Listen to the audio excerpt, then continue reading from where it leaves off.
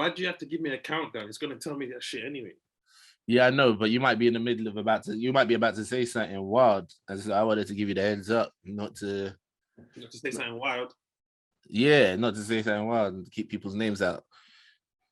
Well, first of all, fuck Cole Johnny's show last night.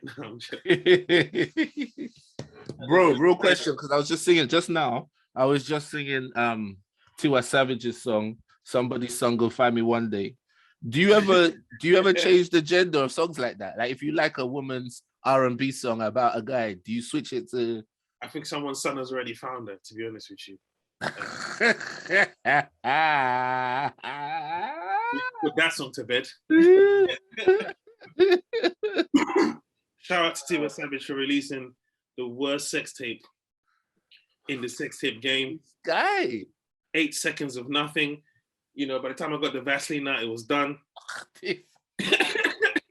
You're moving mad from the jump. What's going on? Bro, you know the wildest thing is? My pastor mentioned it at church. Oh no! In the sermon, he was like, instead of us to send each other things that will edify us, people will just be sending around Tiwa Savage. And my face was like, and he was like, yeah, Allah is looking at me like, how does pastor know about these things? I know about these things. This nigga trying to stay current. I'll tell you, I'm like, pastor, this ain't really what you need to know about. I'm gonna do my current affairs material today. No, but pastors basically, they're not that different from stand-up comedians, you know. No, every week they got fresh, got a fresh set, and they're pulling on stuff. Sometimes they pull out the good oldies, you know. You're like, I heard that one before, but he's so good. It's true. They be reusing mad stories. They be like, you know, I had a little open spot at another church, so you know, I thought maybe I run that back. But to be honest, you know, Chris Rock said this actually. He said that that's how he learned. His grandfather was a preacher or something like that. And that's how he learned stand up from the preachers, that like these guys basically would have a new set every week and do 2 shows a Sunday, you know, early service and late service. Yeah. And so, yeah, he was like... They double, go and preach at another church. Exactly. Yeah.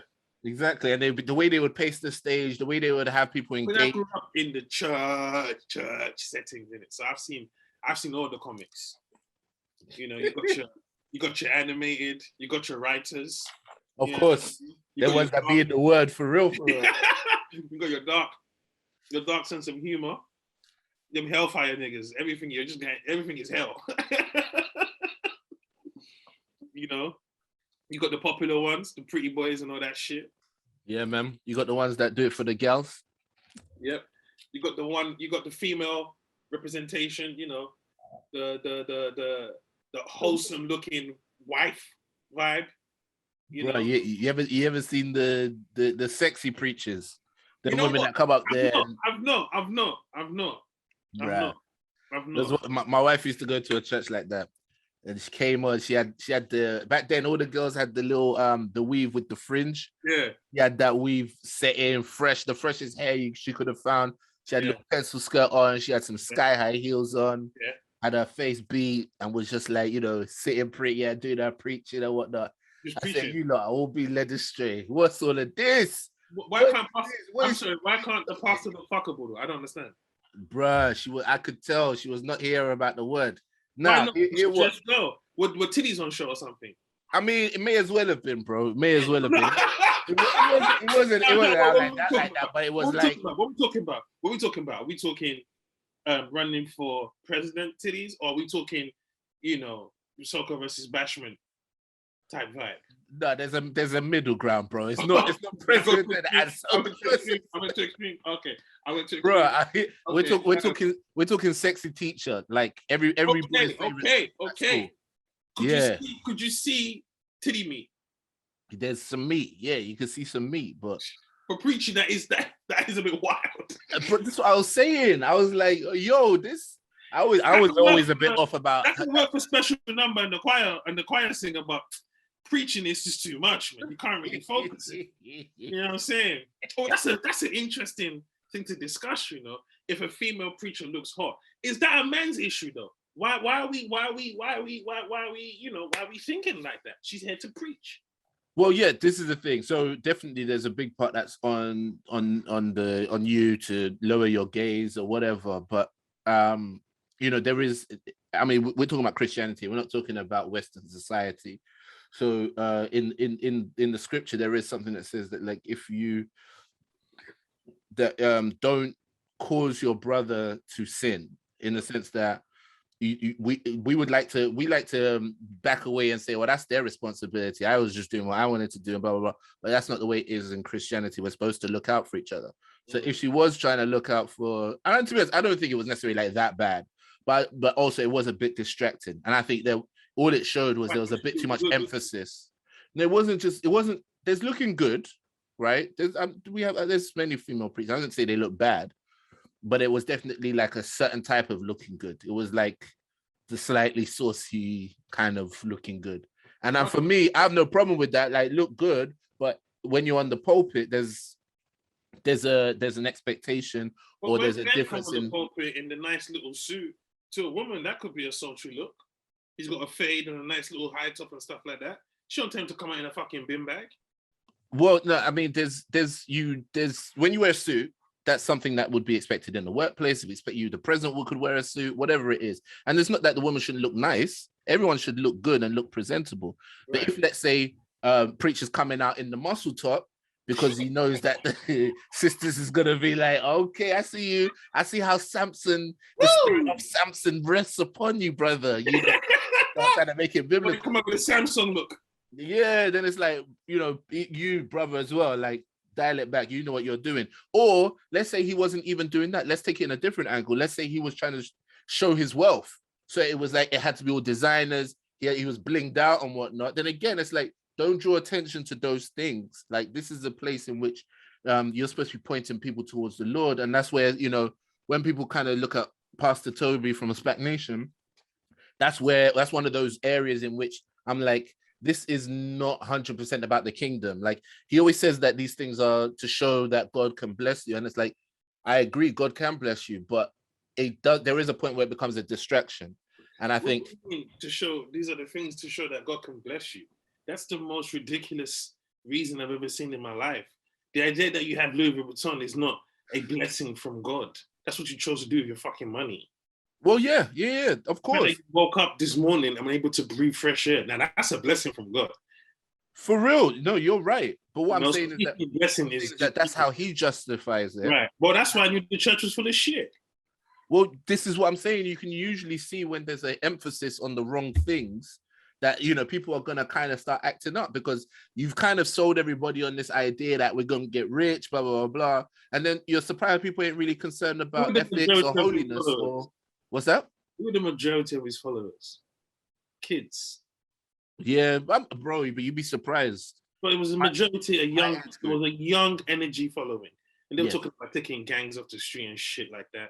And it made no sense, because I've been to church since I was a kid. And I know what it's like. It's that youthful energy. But the truth is, I remember when my friend, when Funmi invited me to come to the church, and I said, I can't, man, because I can't afford lubes. And she got offended. She goes, that's not what the church is about. I said, you could have fooled me. Well, yeah, I mean, I definitely feel like with those kinds of environments, the way people perceive it from the inside, the way you perceive it from the outside are so different. Yeah.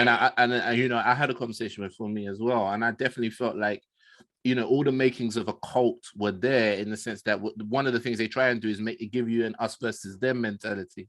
So everything that happens in-house seems normal to you and everybody else seems weird. And they consistently drill that into you over a period of time. And then bit by bit, people are looking at you like, yo, can't you see this? And they're like, no, what are you talking about? So it's definitely a period of indoctrination and so on that gets you to that level. And so that's why for us, I think it's just a bit more obvious. But at the same time, the youthful kids, I don't think it's the Bible says that you should no one should despise your youth, but it also does say that there is a wisdom that comes with age that helps you not to fall into the foolishness of youth. And so there is supposed to be that balance, and that there was too much emphasis on the kids. We can see that. See, there was a lot of push to get the kids in. That's not a bad thing in terms of getting young people involved in in the church if it's going to give them a better outlook on life and train them well. But we all know that most young teenagers are not excited by the idea of purity and charity and, you know, discipline and all these kind of things. You have to, so they were trying to ginger them with all the other stuff. And so, yeah, I feel like it lost its way. Maybe it had good intentions to begin with, but I definitely never had good intentions to begin with. It never had good intentions to begin with. Why don't you think so? Because it's always bullshit from the beginning. Well, every church? Not every church, but you can tell when it's bullshit from the beginning. No one was ever. Did you know? When no one can quote a bar from your album or quote a lyric that you say, one begins to question what your music was about. And same thing with Spac Nation. Not once have we spoken about the word he put out. Not once have we spoken about his great teaching, his great messages, how he elevates the community. It was, come on, get Gucci.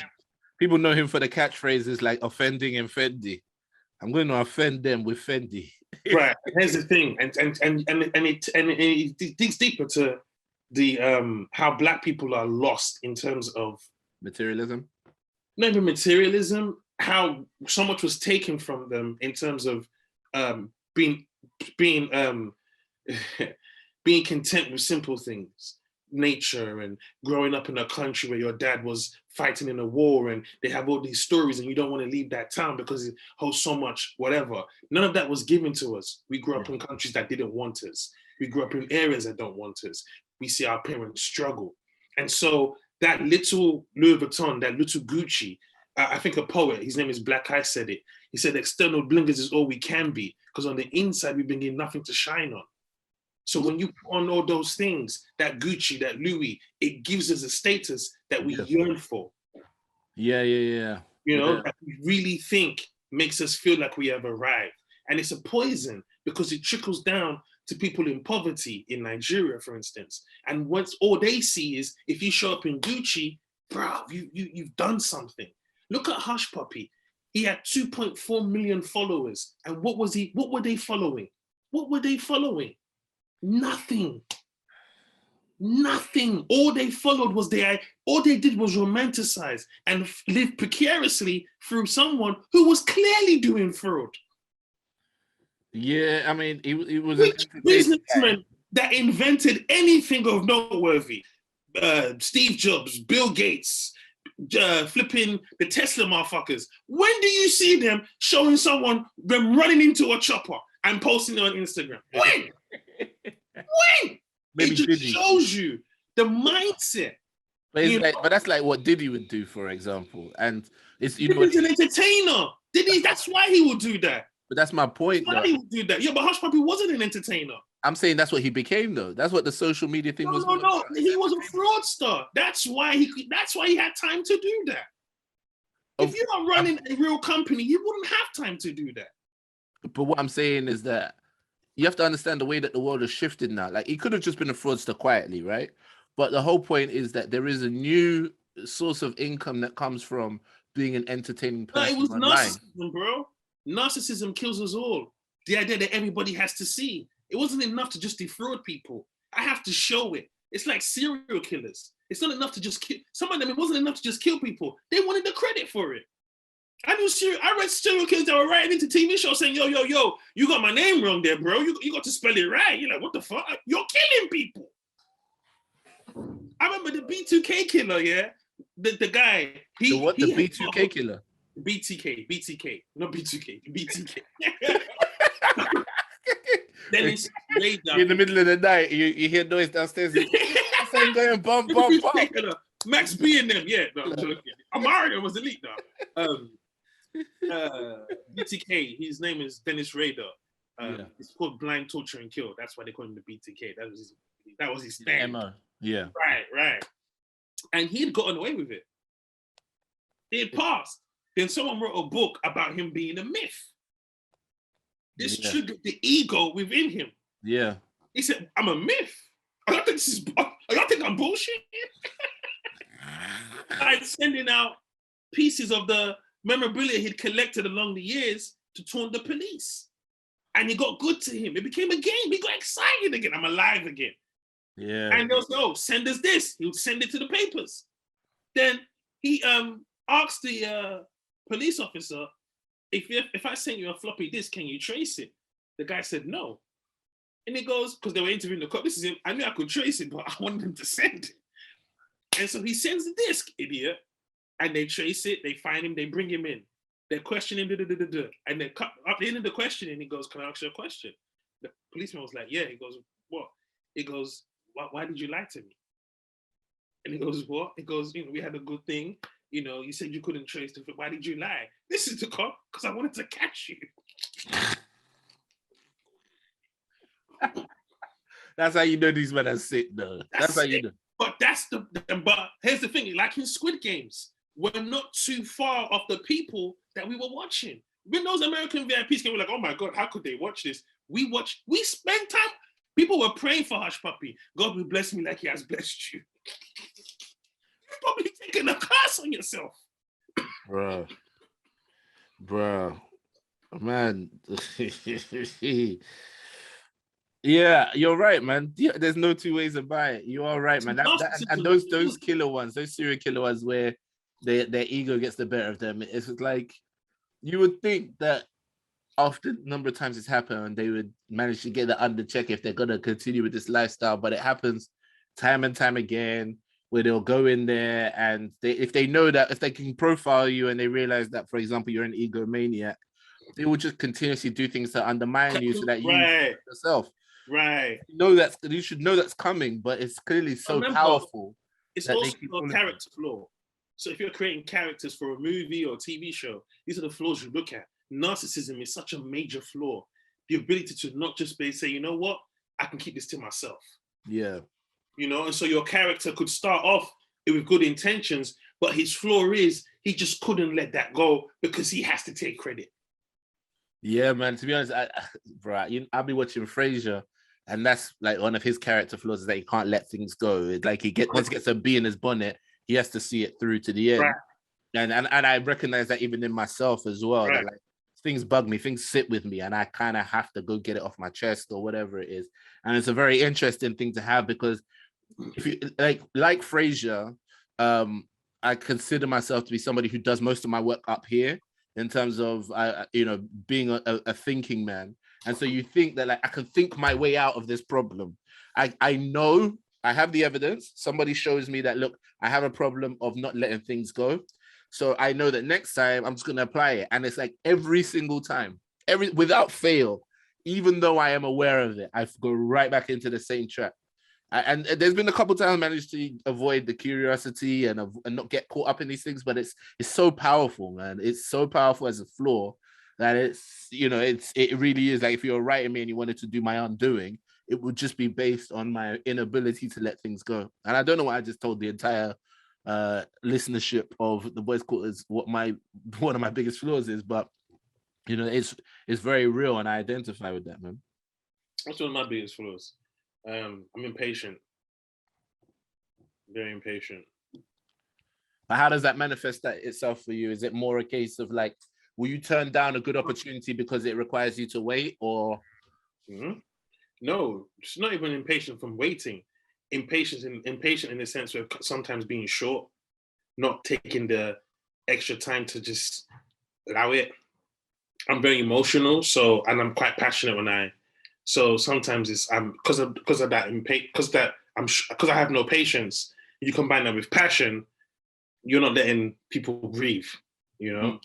So that's been something. But at the same time, I don't apologize for it because sometimes you have to stomp a motherfucker. You know what I mean? Like you just have to bury them. But it was never needed. But when you said I don't apologize for it. You know why I don't apologize? Again, it takes me back to the Funmbi Talks episode where you're in the radio station. That clip is it just lives in my head rent free, bro. That clip of you, like, I gotta apologize for it.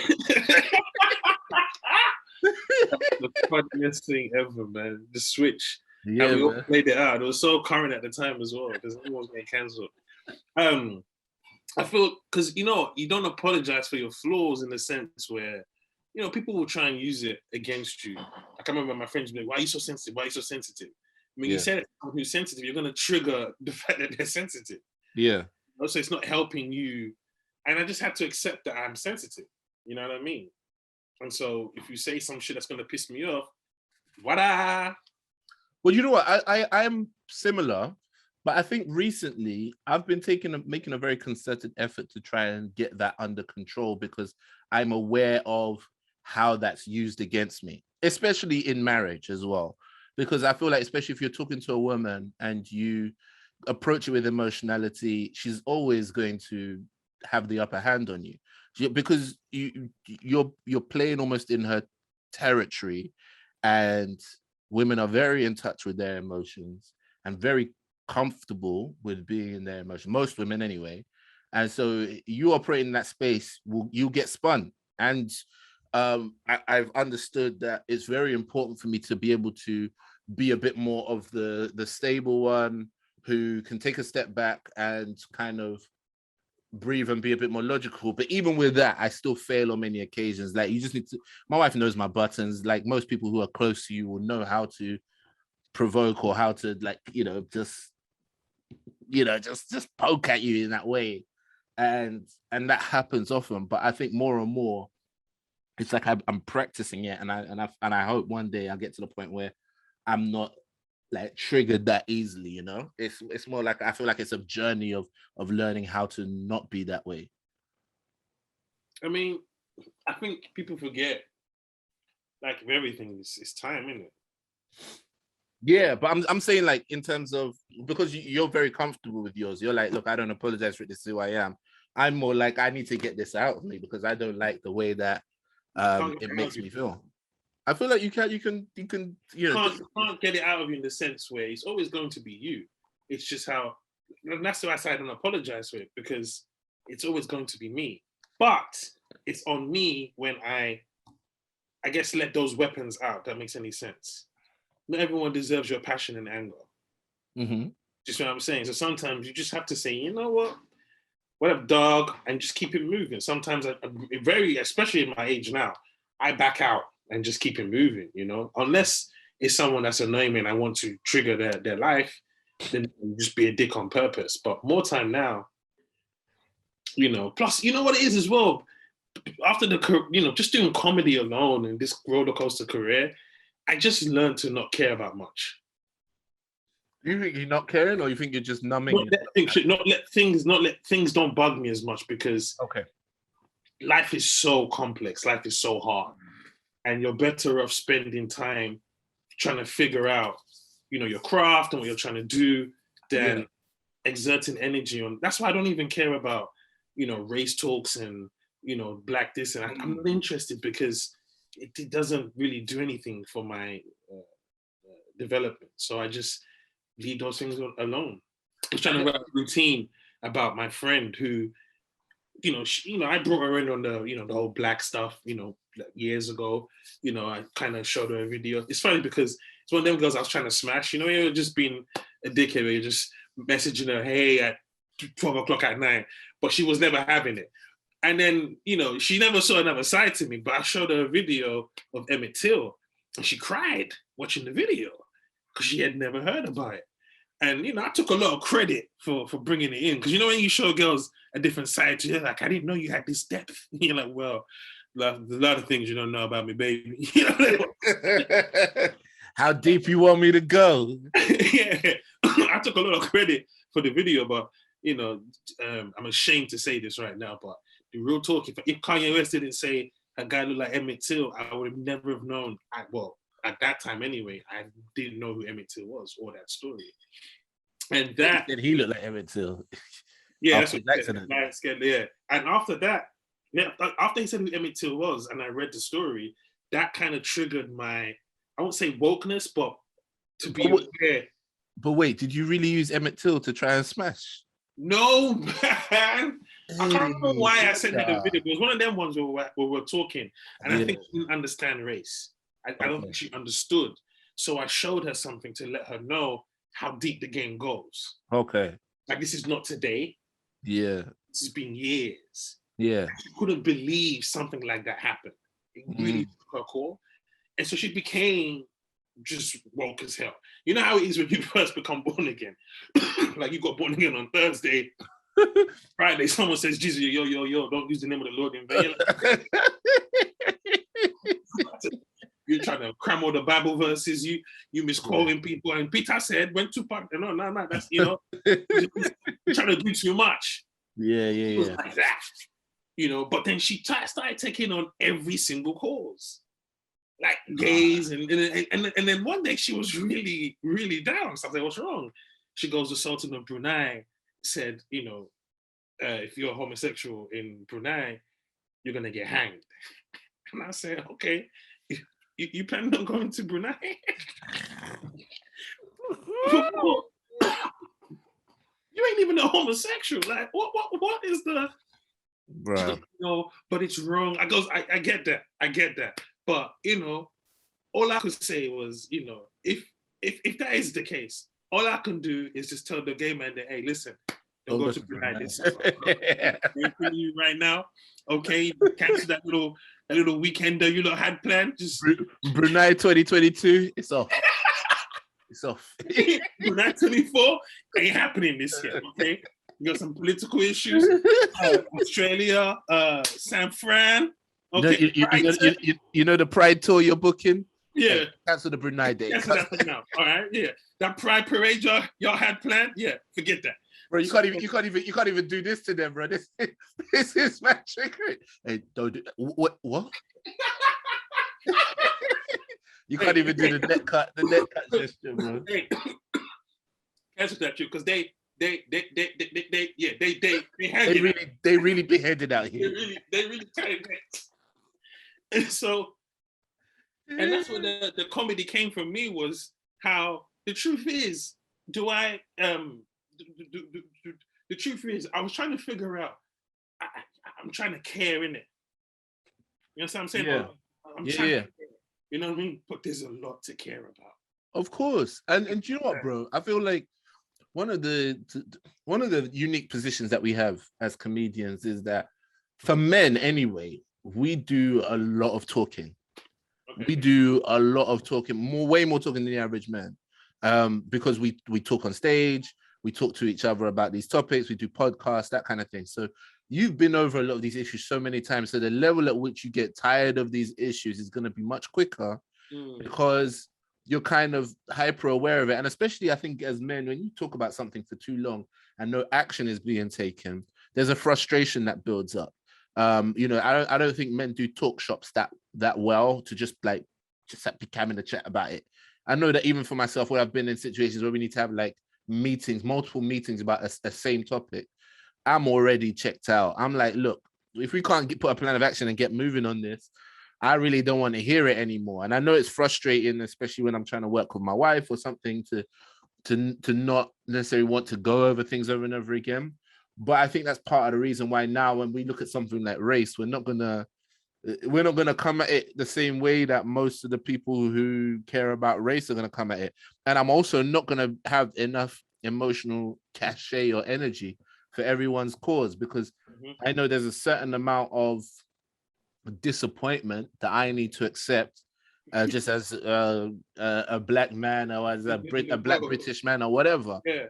And so, the maddest thing, that's where the comedy is. What in the lack of empathy I have for other people? No, in the idea of you accepting who you are in this world. Well, isn't that what Chappelle does? Yeah, absolutely. And you have to know who you are. Yeah, you know who I am. I'm Funmbi. I'm a British Nigerian. Okay, I live in a country that, if it had this choice, I wouldn't be here. But I have to live with that. Yeah. Okay, and I have to live with the constant patronizing gifts Massa throws at me and my people every now and then. I have to pretend like, hey, we're moving in the right direction. But within that struggle comes a wealth of funnies. Like I was saying, I know during the Black Lives Matter period, there must have been some people like, I really don't care, if I'm honest with you. I got bills, my kids is, in this and that, because what can I do? And that's when everyone was like, white people, why aren't you talking? It's like, what do you want them to say? Yeah. And I think there's an element to which the push to try and co-opt or try and partner up with white people who are hesitant kind of speaks more to why we're in the same position. Yeah.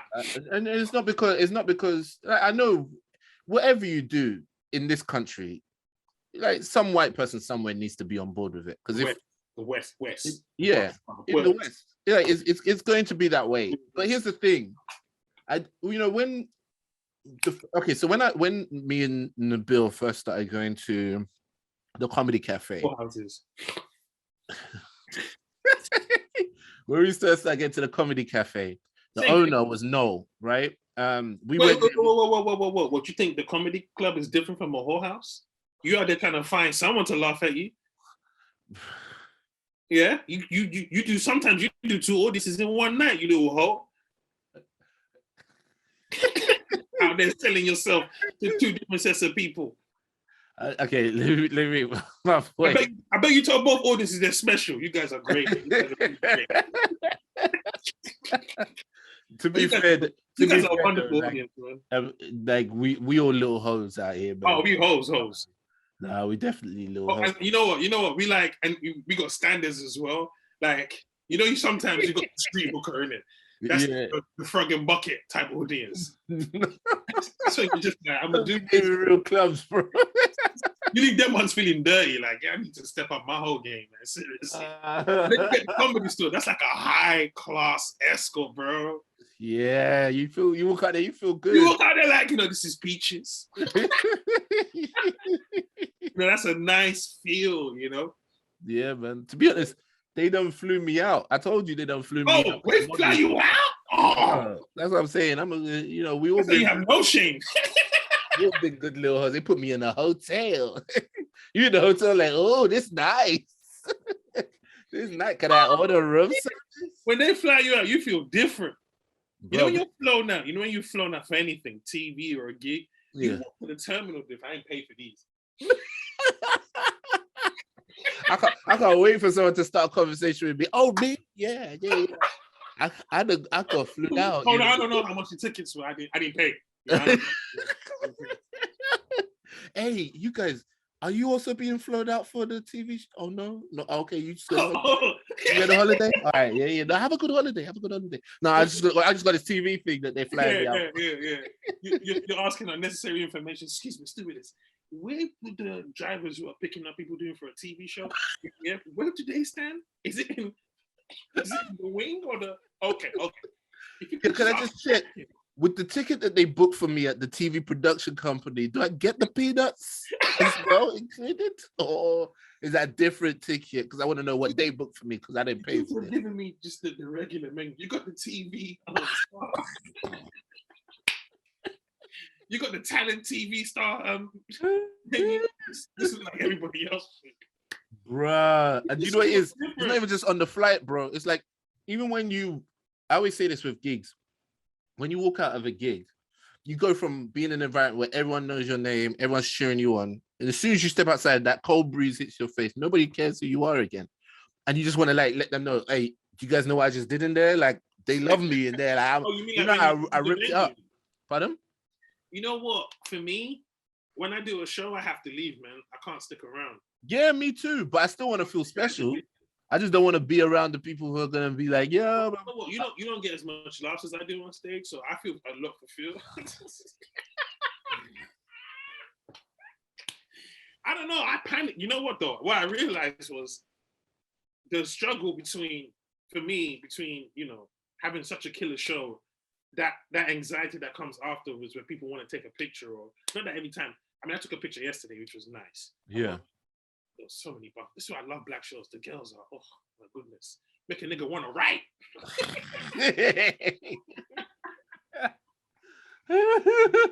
Seriously, oh, word up. But the energy. So when I come off, I get that anxiety rush. Like people, it's gonna say, oh, well done or whatever. I just panic, so I need to exit swiftly. Yeah. But I also realize when you bomb, it's the same struggle. Same energy, bro. I can't stick around. That's disrespectful. Have you ever bombed? You apologize to the venue. Listen, my bad. I didn't mean to do your bricks like this. It was just one of those nights. I feel you 100%, man. And to be honest, I like to get out there as soon as possible, but I think it's more of a case of like there are times where I think when I'm gigging out of town or I'm away somewhere or flown out and I'm alone and I want to like I'd love to make a good genuine connection with somebody. I thought it was a but bashing story. Go on. What'd you say? I thought it was a bashing story. I was about to say, and you get the Vaseline? Oh no, okay, my bad. No, like I'd like to really meet somebody, like and just make a friend, or like if it's a case of like somebody goes, oh, while you're in town, like come check out, blah blah blah. I like those genuine moments, and it's really hard to build that from nothing. I've built that after a show before, and so sometimes that's what I like to get after a show, but other times I like to just get out of there. Like in Dubai, for example, a bunch of black people came up to me and were like, hey, yo, that was man funny. Most of us actually live out in Abu Dhabi. This brother lives here in Dubai. We want to host you and just have a dinner in your honor. So, if you want, when you have a day off on this tour, he'll drive you out to Abu Dhabi. We'll cook food. We'll just like hang out and sort of do community. And I was like, that's flipping awesome. That was amazing. I got into this stranger's car and we went to Abu Dhabi and we had dinner at this girl's house. And it was fantastic. I like those genuine moments, and that happened after a show. You went to a stranger's car? Yeah, bro. Hell no. That's how you end up in the basement. And white people saying we have a cockroach fetish or some shit like that. Those ones that you can pick up that energy from the jump. This was not that, bro. Nah, man. They're just pros. Have you seen You? I haven't seen You, no. But I told you I've had that scenario before, bro. I can pick it up now. I know the ones where the husband and the wife and they're like, yo, so what are you doing after this? How long are you in town for? All of those kind of questions. I'm never at a show long enough to even have a conversation. That's really bad. Yeah. I feel like they know too much. Yeah, I feel you. I used to do it as well to sell DVDs and that. I opened for John Bishop last week. Bro, how was that, man? It was a good experience. Fantastic. Really nice. John's a really nice dude. Really nice guy. So that was cool. So is it that he just remembers you from doing this TV show, or do you have like, are you guys boys, or did I also are boys, but he does remember me from the TV show. But it's not him that books the opening stuff. It was through his people, if you know what I mean. Yeah. They actually booked me for 2 dates, but then they had to take one out, but I didn't know. So I was like to John, I speak to him, you're on tomorrow. Listen, what you mean I'm on tomorrow? Let me check the running order.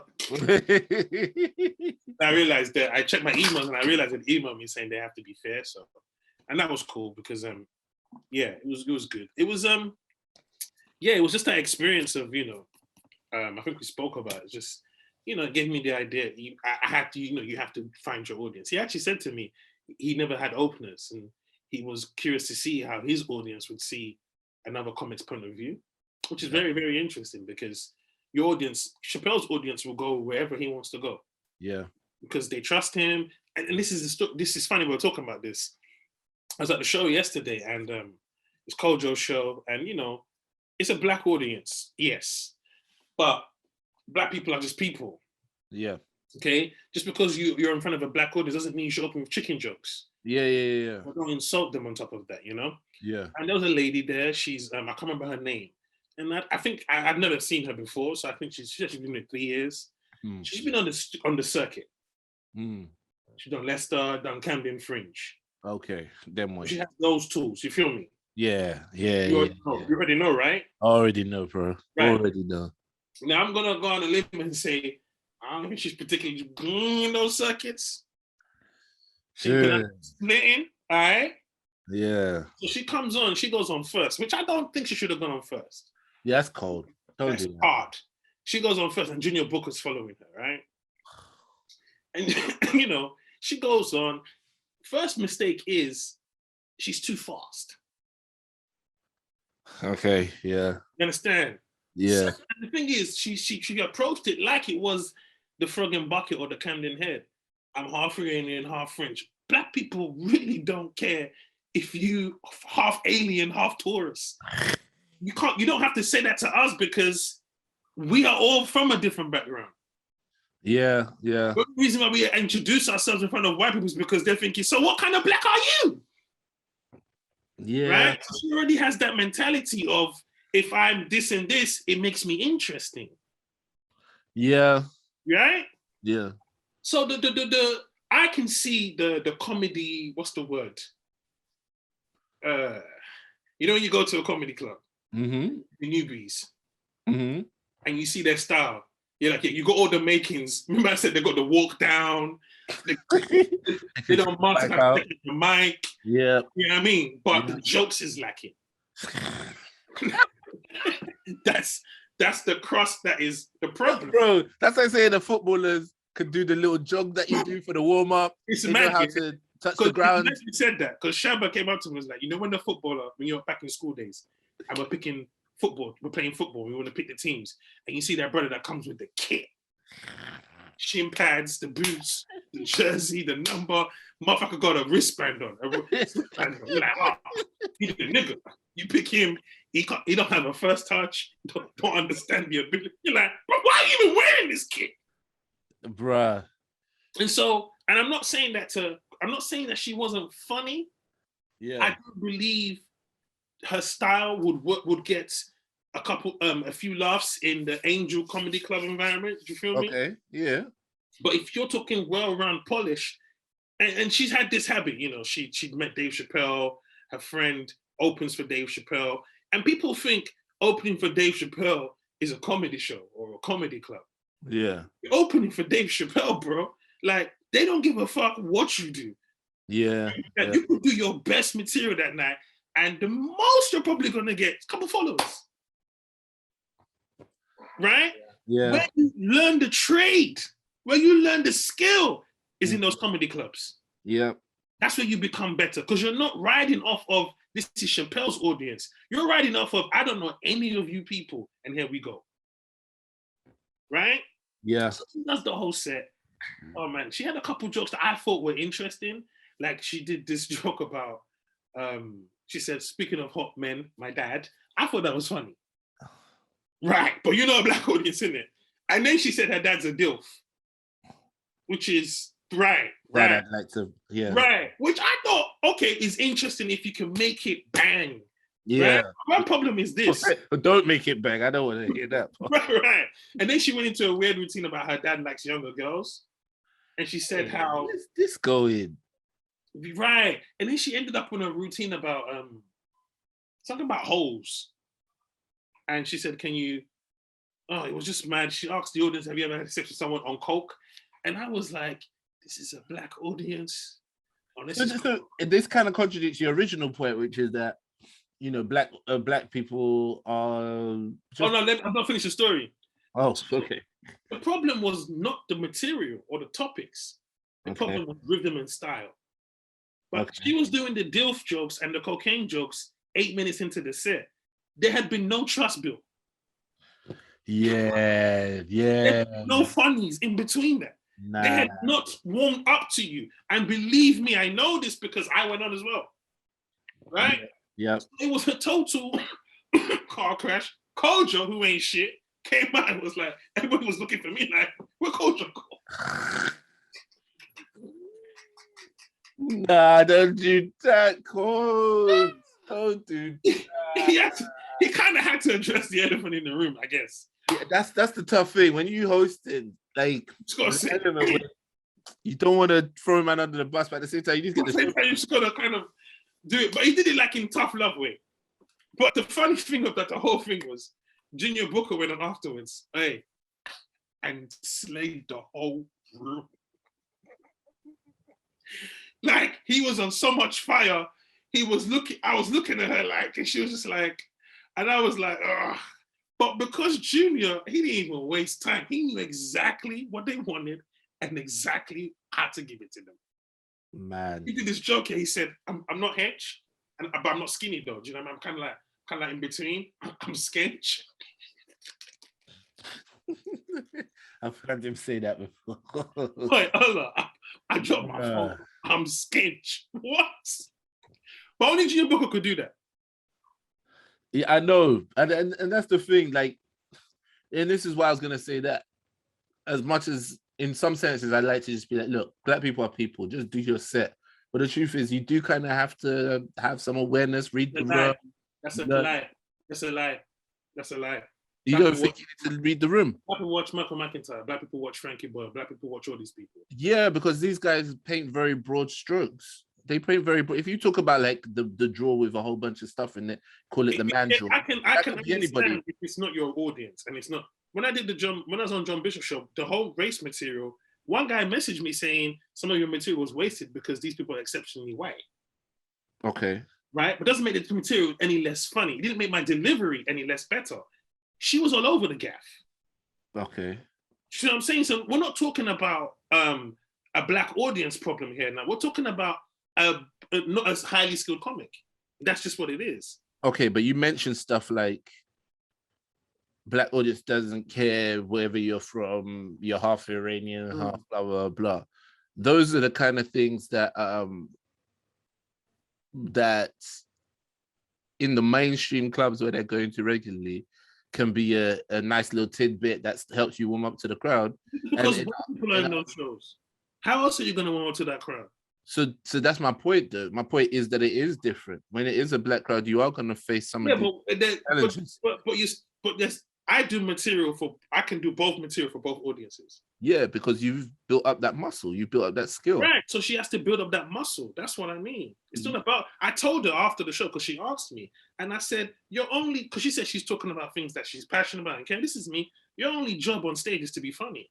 But how many times have you come out and said, oh, this time you want to go talk to them about this, and that. You get out there, you're like, where's South London at? Because you just know that's what the first four comics were doing, were grabbing their crutches. I know, so I'm saying that they built the mindset in that room, and I just didn't really have the time to go and start working out. I didn't care enough. You think those four comics created that mindset, or they tapped into the mindset that was already in the room? They created that mindset. There was no mindset already in the room. That audience came to watch comedy. They didn't know what they were going to watch. If I opened, they would have followed my lead. I don't always agree with that. I feel like certain. No, it's because everybody. Even the music the DJ's playing can affect how people. No, the truth is this. Yeah, the truth is this. Motherfuckers are afraid. Yesterday, Booker was on. He mentioned R. Kelly, and the crowd went quiet. He said, "Okay, not finding that funny, cool." Then he mentioned, "Let's talk about transgenders," and then there was a quiet in the room, and he backed out. So when I sat backstage, I was like, "Why didn't you do the R. Kelly stuff?" Because they weren't laughing. You didn't even do the joke. So I went on, did my thing, built up my trust points. It's like boxing. You go to the body. By the end of by the 8th round, he'll be so weak you can knock him out. Okay. But the problem with most comics is you all want to do headshots and haymakers off the jump, right? Yeah. So I work the body, give them the nice warmth. In fact, I actually started with a story about my hair. I'm black woman, I understand. I didn't really know the struggle. I don't get to say that kind of material at the 99 Club. Okay. So I went with that and, spoke about my heritage because Africans have been dissed a lot on the night, as you can tell. And I did the routines about, our struggles of coming up as Africans, which was endearing to the audience. Yep. By the time I got to the R. Kelly material, which I did, it started off, they were quiet because remember, there is it's a new generation as well. These people, they take these things very, very seriously, which they should. But they see joking about it as joking about someone being sexually abused. When the truth is, you're joking about, my joke about R. Kelly, I think I've told you before, where I said, Joe, you told me not to let no one tell me that's not a funny joke. Where I said Joe couldn't have been sleeping with underage girls. Yeah. Basically, he hasn't got the hits. Yeah. To do that. And what I'm essentially saying is, this nigga here. That joke always gets me though. It's so wrong, but it gets me. Right, but what I'm essentially saying is we allowed this to operate because he was a massive hit maker. Yeah, of course. We all know if Junior Wine was doing that, we would be so angry. Why every week, man? Pony, you think Pony's good enough, Junior Wine, But what I was getting to was I did the material, Ola, and then I got to my prison joke about getting raped in jail. Okay. Which they were, again, but by the time I finished the punchline, they were laughing. Yeah. And one security guard came up to me and was like, listen, bro, I love that political stuff. I know some people weren't trying to laugh, but I was dying. That's why you do it. Yeah, and you know what, like, that comes from a wider point, which is that I think growth in almost anything, but especially stand-up, comes from taking the risks. And and there is a lot of stunted growth because people have done what works, but no one's really breaking new ground. And because you have gone and performed in different places, taken on new crowds, taken the risks with the material, you've developed some of the skills to be able to do it. Because obviously there would have been times where you would have tried a joke like that and it didn't work, and that would be just from there. I'd have gone to this. Show you again. You know you're in Nigeria. Exactly. And that's why I feel like in some ways, yes, you're right with her. There's a skills gap, but there's also an element to which she needs to recognize that performing in front of a Black audience requires you to have some at least understanding of what kind of premises are going to resonate with Black people. There are some that same way you have anywhere else, but just won't work there. But the same way you have to think of premises that have to resonate with white people. Well, yeah, of course. So it's not Black people, it's people, because everybody's different. So if I'm performing in Scotland and Glasgow, I have to explain Hackney way more than if I'm living in London. Yes, still white of course. People. No, but the truth is, though, let's be honest, Americans go all over the world talking about New York. They don't feel like they have to... Everybody wants to be American. They've stuffed up their culture down our throats. Exactly. Everybody feels like they know New York. Exactly. So when you're talking to someone from Glasgow who's never been to Hackney, we've not been put on the map like that. So, but what I'm saying is that your understanding of how much you need to explain yourself is based on understanding how much people know of who you are. So if you're a New York comic, you don't necessarily need to start explaining what the Empire State Building is, or what, a dollar, or I don't know, like a yellow cab is, or whatever. These things have already pumped around the world. Whereas if you're coming from Lagos, you might, and the joke required you to know that the cabs are yellow, you might have to go and explain that because people don't know that about Lagos.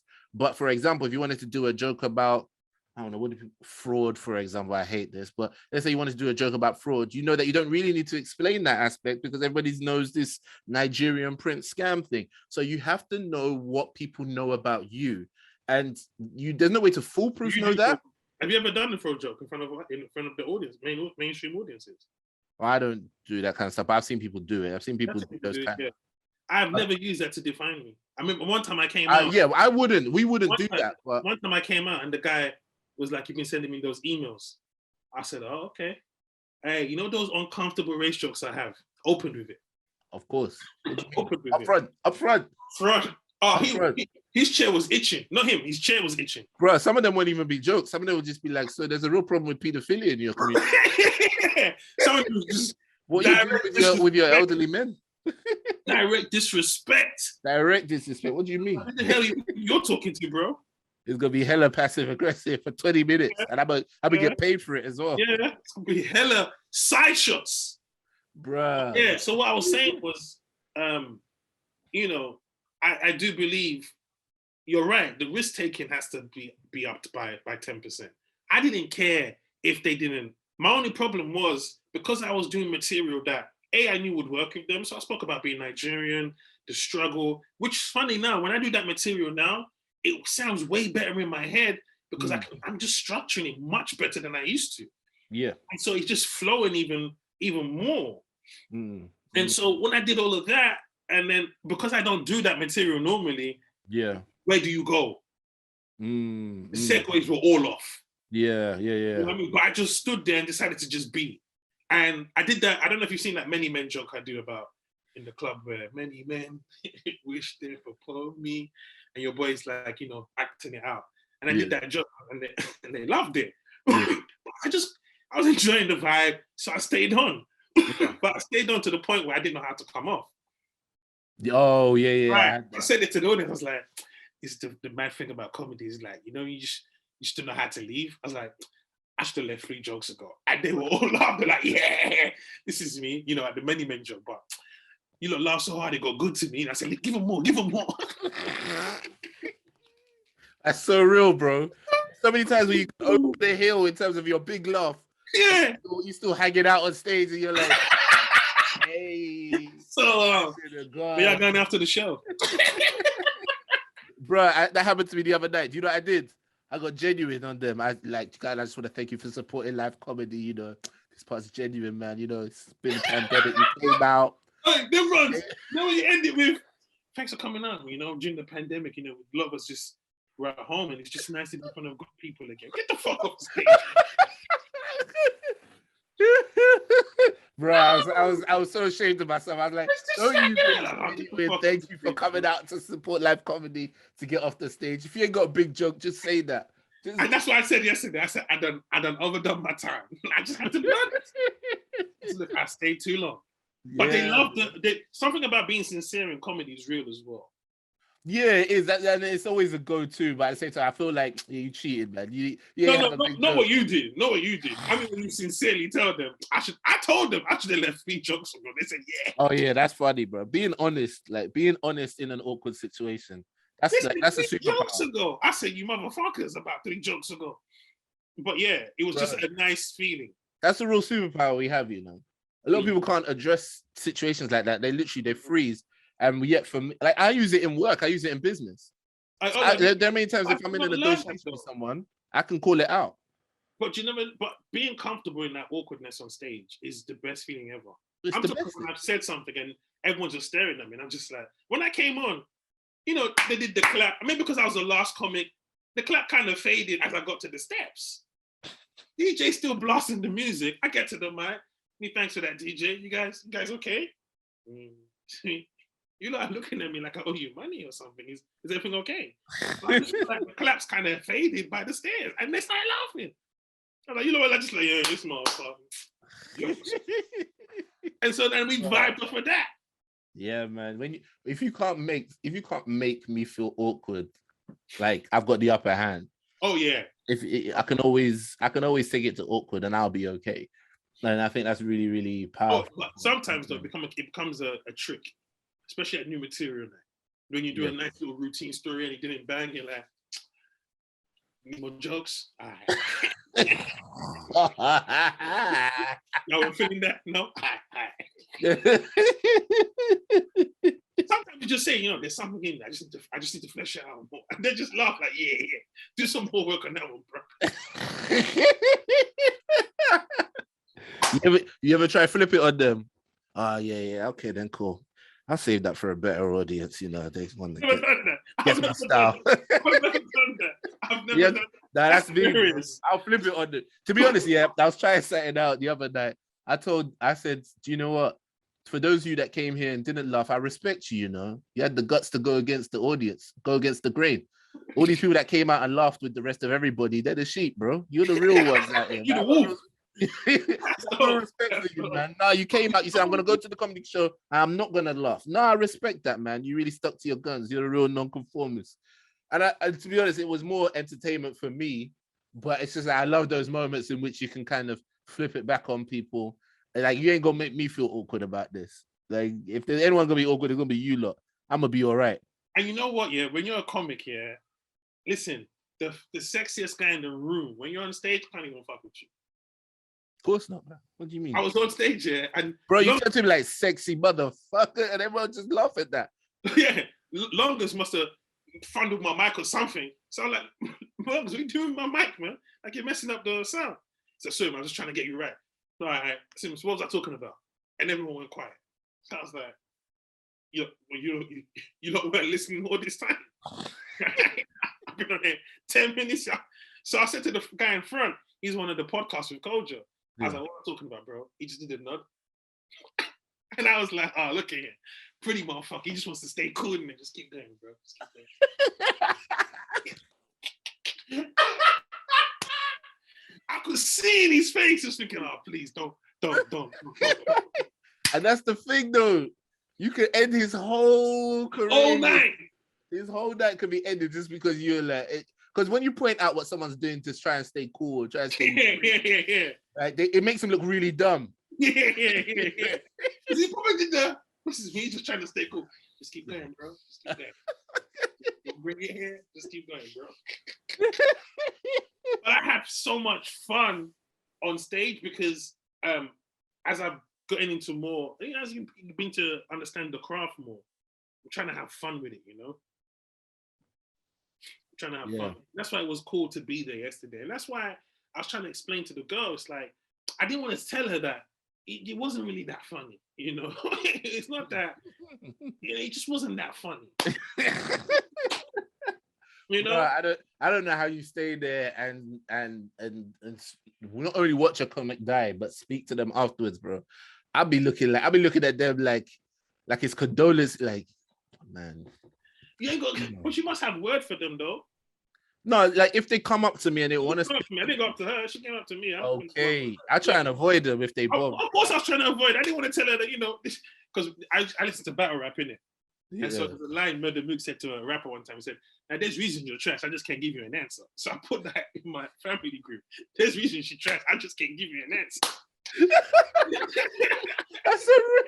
That's so rude. There's reasons you're trash. I can't give you an answer like that. You know, we got to work through a lot of things. But all I told her was stop look. You know, first of all, don't look at the audience as black and white, because she was heavily on the black people. And I was trying to stir away from that. So it's not black people. And she said, you know, she thought she wrote universal material. I was like, how you think everybody takes coke? You know, everybody does, bro.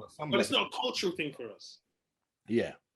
But that's now you contradicting the same point. Anyway, we had that discussion before. We're not going to go back to that. No, but what I'm saying, because I do the same thing though. I don't go on stages and say, I made your love with the Beggary last night. You know how that do. They will never understand that. Yeah, I know. But what I'm saying, withdraw certain things. Like you should withdraw certain things. You're doing a Nigerian culture in the UK. Yeah. They will do what they believe to be UK culture. It's actually white people's culture.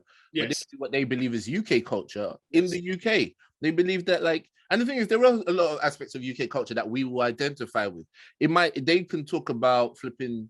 I'm trying to think of something that's they can talk about fish and chips. And we're not like, what's fish and chips? We do not know of this fish. We kind of know loads of touch points about things that might be important to them. And because we live a lot of those same things as well. But you have to know what other people know about you to know whether this is really UK culture, whether this is actually just white culture. So it's very easy to think that people smoke. But everybody loves a shout out. Everybody loves to. When I was at the Bishop show, Colchester, I was in Colchester. Bro, there were mad roundabouts. Yeah, bro. I did like 10. So I'm on stage, I was like, you might have a lot of roundabouts. And they all laughed. So, that's what you guys are known for, the roundabout seats. I mean, no swings though, just roundabouts. No swings, just a bunch of roundabouts. You know? And so you got them little jabs, you threw it away. I said, hey, John, you can add that. I looked at John like, hey, you can use that. I ain't even going to charge, it's on me.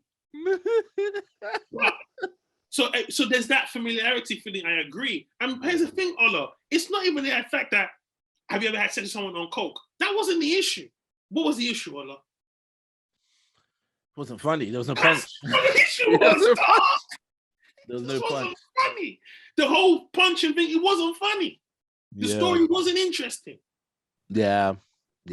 Sometimes it's not black people. It's like, bro, bring the funny in it. But black people laugh at a lot of stuff that's not funny. It's just because they just identify with it. Of course, and that's what I'm saying. That there would have been white people that would have laughed when he said to me. This is what my friend said to me. She said, "When are you gonna start?" This is when I started performing, like early doors. So when are you gonna start performing for white people? They laugh at anything. That's what she said. They laugh at anything. I said, what do you mean they laugh at anything? She goes, have you seen the shows like Larry Apollo? I'm watching them like, why are they laughing? You understand? Now those people are funny, but she just didn't get the references or what they were talking about. And TV ruined a lot of it because TV put a lot of fake laughter on it. Yeah, so it was not authentic. You know? But what I was saying is that when you say something like you ever had sex on coke and you're saying that to majority white audiences, you might think that that's funny. You don't realize they're only laughing because they maybe identify or they think it's a bit wacky that you're talking about. Right. No, she had a punchline with the story. Okay, but I'm saying is that even that line alone, I can see some audiences or some clubs where that would already start to get them giggling. You know what I'm saying? Like, so and I never understood it. Okay, but here's what a skilled comic will do to a black audience. You guys ever had sex with someone on coke? I'm sorry, weed, right? This nigga, he knows us. He knows us. I think he's fighting. That's what a skilled comic would. I was having this. And you know what? You could sorry to cut. You could even go deeper. 2 shots of Hennessy. No, but it's like you have to change all your references. Like, you know, so I was drinking a couple beers the other. I'm sorry, 2 shots of Hennessy the other day, and beers is universal.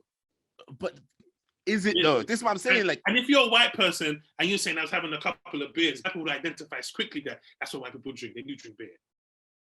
So that makes sense. But this is my point though. You don't understand how much you understand both because you've had to. Yeah, but that's what I'm saying though. So if you're a white comic and you understand that you can use it, like I said, it wasn't about the coke. It was that it wasn't funny. And you could use the whole coke line of, you guys have you ever had sex with someone on coke? I'm sorry, weed, right? Because I know them prices. Motherfucker. You know, I had to, you could even do a whole routine. I had to stop selling coke because I realized I had to stop taking coke because we was just trying to save money at the time. You know, you can use all of that to do cultural differences between you being a white person in a predominantly black space. You understand? I hear you, bro. I hear you. You got a park quote for us? How long would they mow me? No, I'm joking. Let me see if I can find a park quote that's relevant to what we've been discussing today. Maybe in Ambitions of a Rider, when he said, thugging for life, and if it's right, nigga, die for it. Let them other busters try. At least you tried for it. Or something. Let them other busters cry. At least you tried for it. I think we already used that one. Have we? No, I think so. No, we haven't. Not that line. At least you tried for it.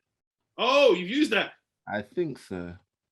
I don't know, bro. But either way, man. I mean, and I see you use that to say, you know, that risk element you spoke about earlier. Yeah, I mean, at least go out with the material and, you know, and try something new because that's where the growth is. I 100% hear that, man. I noticed that you're the real Tupac fan. I mean, I like Tupac, but you're clearly the real fan between the two of us because, bro, some of the tracks you be pulling out, I'll be on genius.com checking the lyrics afterwards. Like, yo, did he really say that? I mean, I'm a Pac scholar. For real, man. We'll start a course. Pac 101. I mean, to be honest, like, my love for Pac is like over like 3 albums, maybe. So maybe it's just very limited. I've never really like gone back and listened to like the Thug Life album, Dunk Illuminati, 7 Day Theory album. Not properly gotten into that. For me, it's basically like All Eyes on Me, Are You Still Down, Remember Me, and then a few tracks here and there from other albums. So you proper like. I mean, I started with All Eyes on Me, then I got Illuminati, then I got Are You Still Down? Yeah. At that point, by Illuminati, I was pretty much Are You Still Down made me a Pac fanatic. Yeah, me too. Crazy. Are You Still Down was the one that I was first fanatic over, and then like All Eyes on Me I listened to afterwards, and that completely blew my mind. Yeah. And I got stuck there. I listened to that.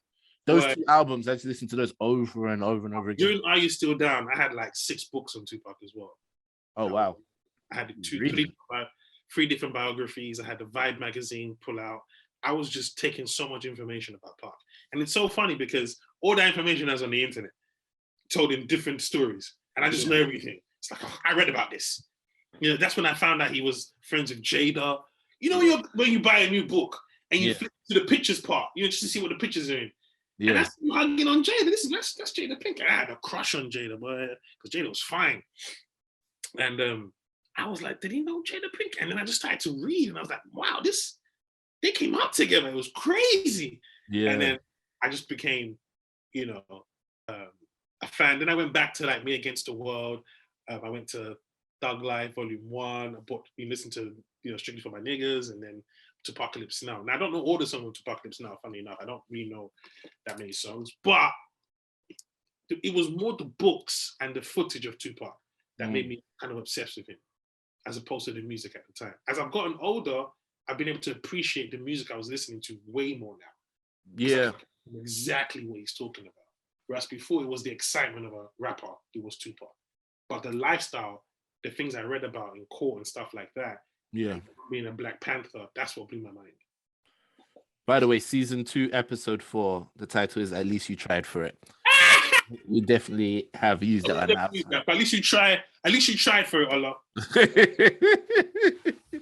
I mean, okay, maybe I'll try and give a pot quote for once. Why are you making faces now? Like, we should do a pot quote, yeah, and see if I know what song it's from. Okay, let me see. This nigga trying to make it the most what's track 17 on the They Don't See the Thugs album. I know you ain't heard that. I'm gonna find track 13. Nobody listens to track 13. Let me see. What have we even been talking about today? We've been talking about taking risks. Being a skilled comic, being skilled at what you do is important. It's like, and this is what I'm saying. You know when a striker's running towards a goalkeeper, yeah, right? Messi can lob the goalkeeper. Yeah, right? Yeah. He just has that in his ability. He has so many ways he can do it. Yeah. Right? You're not Messi and you're running towards that goalkeeper. Score the way you know is comfortable. Because you could try and chip the goalkeeper and then he catches it. And now you look like a bitch ass. It's true. Many times you've seen that. Yeah. You're watching an NBA a basketball game and the guy's got the breakaway dunk. Now you know you're a layup, 2-hand dunk type of guy. You know that. Well, you know, it's LA, the lights is on, Diddy's in the crowd, Snoop's talking to him. You feel like I have to put on a little show. You try to 60 and end up on your ass. It's not your awesome, bro. It's just 2 points, no matter what you do. And you know what keeps coming to my mind? I'm trying to think of a part quote, but my mind is stuck right now. It's stuck on this one part. My mind is stuck right now. That's on the mine is stuck right now. I'm getting lost. That's on the thingy album. Do you know what? Yeah, there's a part that's stuck in my head because it's always intrigued me as to why he said it.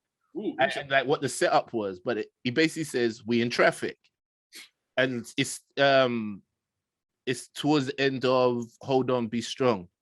And he's basically just doing this whole monologue. It's like Billie Holiday said, you know, God bless the child that can hold his own. And he keeps talking. It's like, hold on, we in traffic. And they just it's trying to create what they're doing in it. They're in the car. Yeah. So like, why would you say hold on? Like is he speaking to somebody in the next car, or like he's speaking to someone on the phone? Like, I think it's like just what rappers are doing then on the skits and on the track. They'll make it seem. Remember that. Yo, turn my mic up. You really think they were telling him to turn the mic up?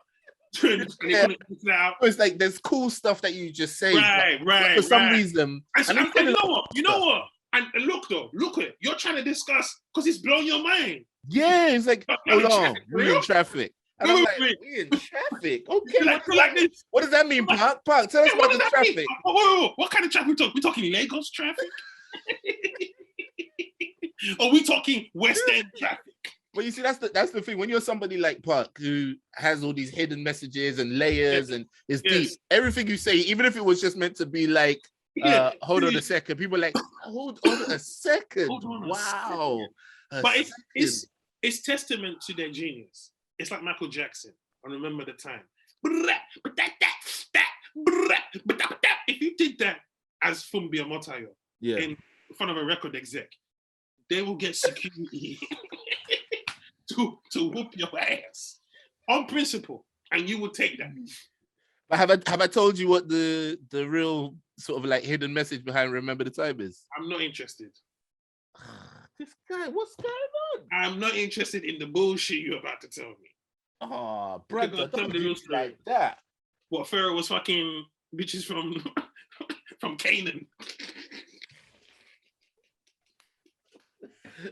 And that's when the Midianites showed up and they fought with the Ammonites. Well, Canaan was a hotspot. You know, Canaan was the land of the free. All right, I will tell you then. No, tell me. Go on, spit it. No, okay, I'll tell you. I didn't need much convincing.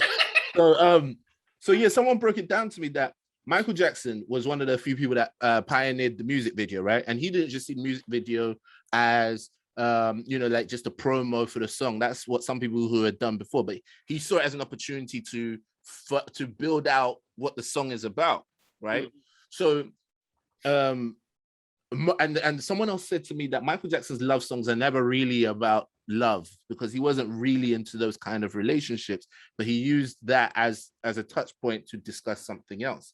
So they were now showing me that like the idea of Remember the Time and the music video was that it was supposed to be about Black empowerment, right? The idea was to do a song like Do You Remember the Time, and show Black people in a position of royalty and show the kingdom of these ancient Egyptian kingdoms and so on as a connector between like, do you remember a time when, not when we fell in love, but when we were in a position of royalty?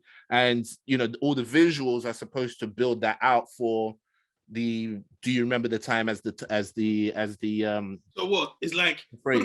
Is that like hidden Morse code for Black people? Like, so what are you saying? We should go and decipher those words? Is Michael speaking to us, Allah? Michael left us codes, huh? Damn. I do feel like Michael Jackson left us codes, but I don't think it's in the that. No, we gotta decipher that, bro. Now that you told me that might be some Egyptian shit that we didn't know. True, it could be. Who knows?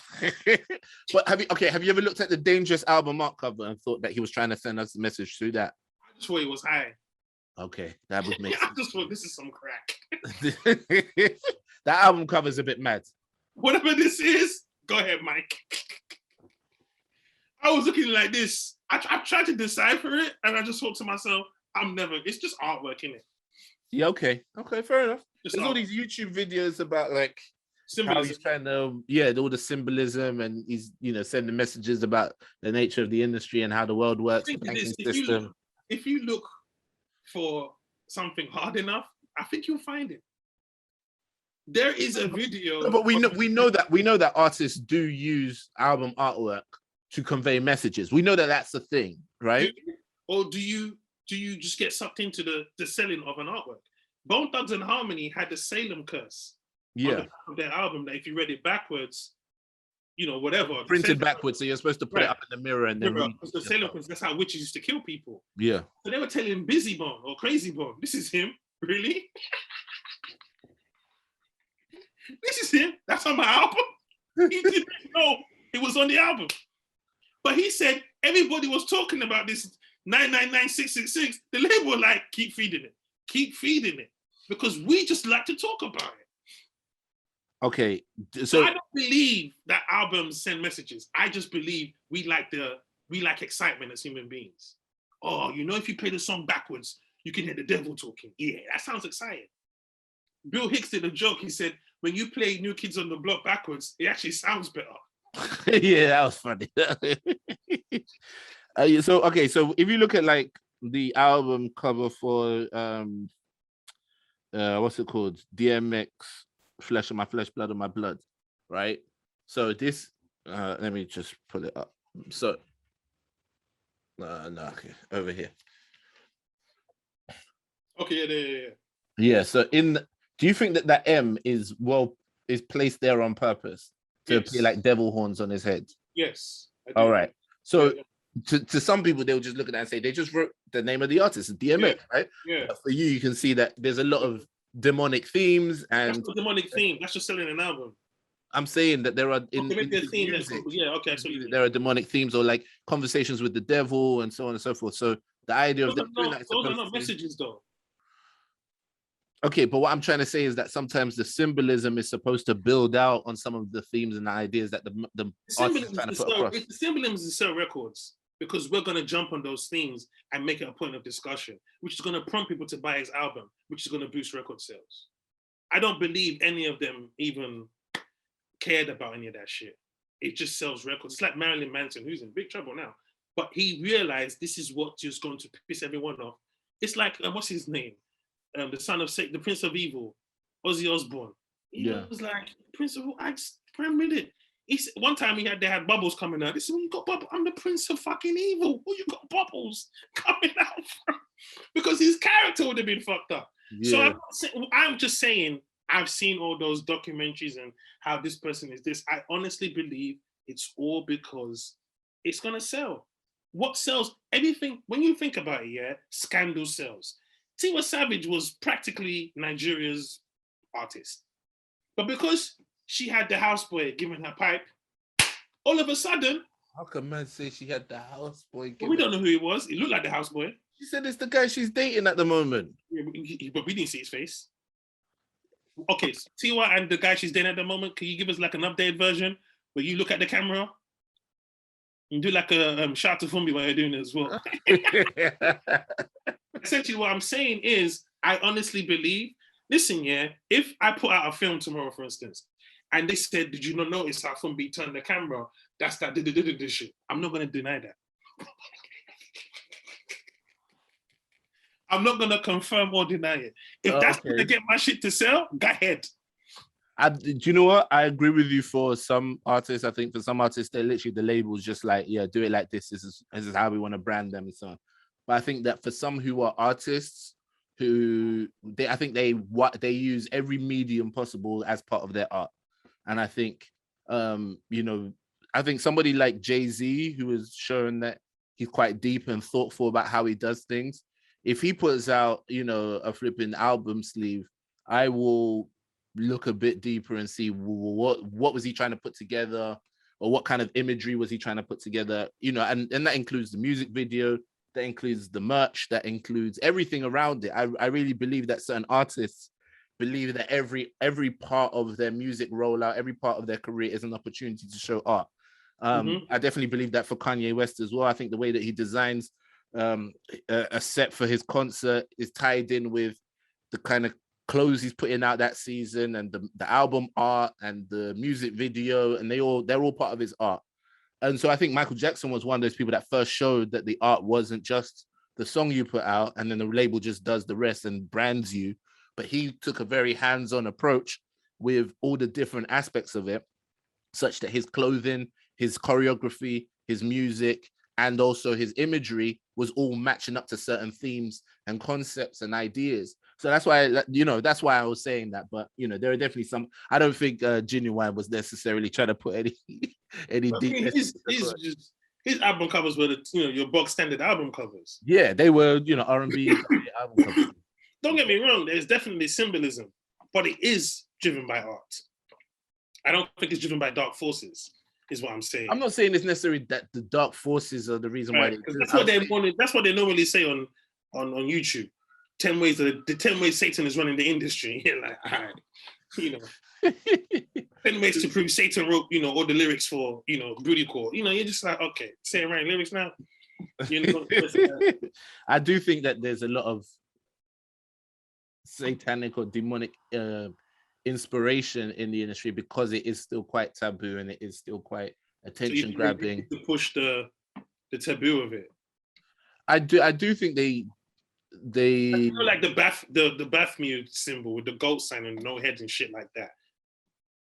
Yeah, I think that sometimes people put that in because it looks very like I'm cool and I'm against the status quo. Yeah. And like if you come out and like put out something that's too clean or too people, that you lose credibility in a lot of this part. If you come out in a mermaid costume with devil hands, people are like, well, who is this woman? Yeah. If you just come out wearing a nice dress you got from Tesco's F&F range, and you just standing on the cover of your album and you're just holding an instrument, people are going to be like, what's this kind of... Remember, a lot of it is what sells. What sells? Yeah. Tupac had the abs out with the boxers, because that's the image that he wanted, and it's the image that helped him sell. Biggie had to have the big popper look. Because no one was trying to see him topless with the boxers. No, he couldn't. He was not going to sell. But the idea that he could have these, I could take care of you. I love when you call me Big Papa, that made girls see a lot of big men with guts. A lot of men who were like, 2 months into their gym membership trying to get that belly sorted. Biggie dropped that video, they canceled that membership. You know shit is messed up when bitches is big and big is small. Oh, that was the most hilarious thing she said. I'm sorry, I'm not there yet. She said, I'm not there yet. That was funny, bro. Yeah, it's a case of I just think, what were we talking about before you even? Oh yeah, we were talking about Michael Jackson. Well, yeah, I was just saying that in terms of the Dangerous album, and before that we were talking about you know, him. But do you remember the time? You remember the time video and the music. And like, but the thing is though, he would be the only white person in that time, if you think about it.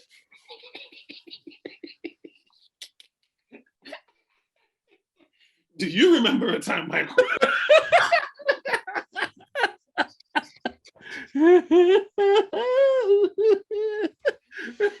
That is the question. Do you remember the time? Oh, We man, fell in love. funny. Do you remember the time when we first met Michael? Oh man, that's funny. So yeah, how rude would it have been if you were like the costume designer, like, so we're thinking about remember the time, so I've got you some bell bottoms and an afro, and we've got just gonna darken all this shit up. We're gonna darken a bit of your skin, take you back to where we first met you, Michael. Michael be offended. I don't like blackface. This is stressful because you remember that Michael did an interview with Oprah, and Oprah asked, like, so if like they're gonna do a biopic of you, would you expect them to hire a white actor or anything? It's like, no, I'm a black man. Like I definitely would want a black man to play me. And I was like, Michael. He had a biopic already. I know. I mean, he's had a couple, and like that made him die though. Whoa, Flex Alexander did one, and that was flipping terrible. Have you ever seen that one? No. Bro, I just saw clips from it. I was like, what the heck is this? Desperation. Bro, I was like, nah, there's no way you can do it though. You can't get someone to play Michael Jackson, even if they can do a good impression of him. To first of all be the guy who did TV biopic did an amazing thing. What's that? Handpicked him. The guy who did his TV biopic, the Jacksons. Okay. He did an amazing portrayal of Michael Jackson. He actually auditioned for Michael Jackson, and Michael Jackson cried. And his mom was like, that's the one. Wow. You have to watch it though, the Jacksons. He's amazing. He was amazing. But he died, man, shortly afterwards.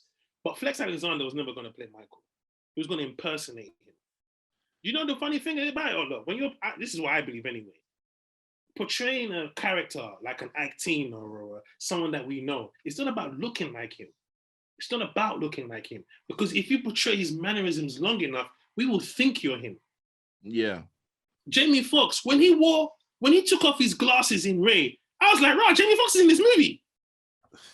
That's mad. Do you see what I'm saying? Because I wasn't looking at Jamie Foxx anymore. I was looking at Ray. Yeah. But the mannerisms so right. So people are so hell-bent. The guy who played Tupac in the Ola and Funmbi movie, yeah, you looked like Tupac, but you are nothing like him.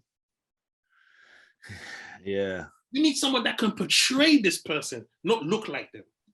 It's very important. Denzel did not look like Frank Lucas, but I didn't need to know what Frank Lucas looked like. I just knew he was a bad motherfucker from that movie. I think the guy who did Notorious, I think he did well as Biggie. I mean, obviously his son played him younger, but I'm saying when he was like the grown version. He did well. I thought he did well. Biggie, that film was a bit flat, but it was nice. It was all right.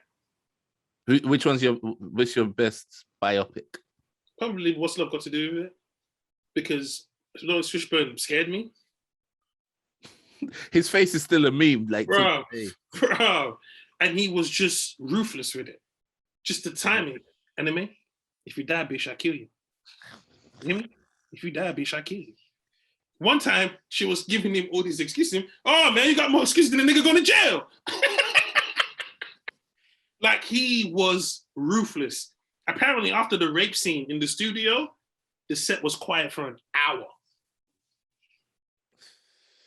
Imagine having to listen. Yeah, if I'm having to do that, we're doing one take. We ain't doing no. Okay, can't let's do that again. Fuck off. Ain't doing that again. That's cold. Yeah. So can you imagine the level of trust between Angela Bassett and Argentino to allow them to do that scene? Between Lawrence Fishburne and Angela Bassett. And three people. Between Angela Bassett and Lawrence Fishburne to one, allow him to go to that place, be a recipient in that place, right? Yeah. Do you know how much trust you think you could bring a genuine level type actor to try and do that scene? Nah, that was uncool for you. They didn't do nothing to deserve a stray in that. Imagine if it's your first acting role. They're like, nah, we need someone with experience. Yeah, that scene is tough. But that scene was tough, man. So, and I've watched. I remember watching it as a movie and feeling really uncomfortable. When I went to drama school and I'm learning as an actor, I started to think to myself, imagine having to do that. Because I started to understand what acting really was. Acting's feeling, acting's being that person. So in that present moment, he's raping this woman and he has to bring that energy. Do you know how bad you would feel after that? That's crazy. I would need at least another day. Like that scene had to have been planned, discussed, said, you know what? I don't want to shoot for another 2 days after that because I need to get that out of my system. Yeah. You know? So it's, when you think about it, you think, rah, and that's what I mean by you don't need the guy to look like him. I didn't need to say, you know what, yeah, fair enough, he raped her, but come on, man, they don't look alike. You know? You don't look like her, you didn't look like Ike, you just felt the character. Bro, I saw one film, it was a French film, and there was an R-word scene in that as well. An R-word? Seriously? Yeah, because when you say the word on YouTube, the algorithm kind of. Anyway, so there was a R-word scene, and they did it for real. They were having real intercourse, bro. I was like, these French films are different. What the heck is this? You know what, though? We're gonna steal that and just clean up that version and call it, Sally in Somerville. That's what Americans do. They just steal bad French films and rename them. I mean, yeah. I'm not sure if this one had been remade, but it was quite a famous film. That's what they do, man. They like that. That's their style of film. They're just different, man. They're different. Notice the regions and how they make films. Like, look at Squid Games. That is straight Oriental, South Korea, Chinese. They love that type of shit. Where motherfuckers just getting their head blown off. There's a lot of gore. They love the gore, Americans is put that bag down and see how tough you really are. Yeah. Maverick. British is that we love a drama, a period one at best. Our shit has to start in 1921. There is no British future. We don't go to space. We don't check the moon. We go back. It's true, Way back. The Americans like to go to the future. We like to go to the past, bro. We like to go to the past. Because that's when Britain was on top. They always want to go back to the good old days. Glory to running shit. Bro, I'll be surprised. Next movie is set in 1966, bro. Like, we just won the World Cup. Okay, really? Have you not noticed the Bible has mad British characters? That's what's our time. And then British people to read it, Shakespeare in the Bible. So yeah, we go back. Who else makes movies? I mean, Nigerians just add over-the-top drama to... Nigerians, we have identity crisis movies. Yeah, we're from New York, from Chi-Town, from Copenhagen. We're from China. We're from Singapore. We're from Down Under, man. We're from everywhere. There is one country that has not been visited. The funny thing? Nigerians travel everywhere and around in their movies, apart from Africa. You never heard that? I was in Ghana the other day. Never. Fuck that. Oh, that's not fair, man. There's that funny scene where the guy says, "Get out of here, man." He's like, "You've never been to Johannesburg, aka Joe Bug." Like people, they throw that kind of thing from time to time. I noticed everybody was like, so. Hey, Nigerian films are so funny, yeah. They shout out countries that they don't even know have a lower poverty rating than them. I was in Haiti the other day. I was in Haiti. You're in Haiti, my nigga. You might as well stay here. Bruh, everyone does have their own, I guess, film culture and their own contribution to world cinema.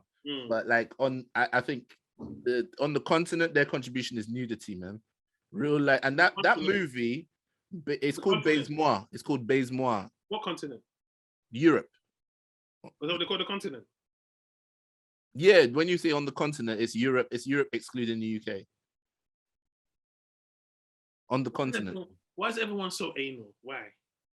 What do you mean? On the continent. It sounds as dumb as whatever. Anyway, carry on. It's just a UK colloquialism for saying asshole way to talk, but go on. It's like saying expats. Okay. So yeah, on the European continent, I think their contribution is full on nudity. So you mean what you mean?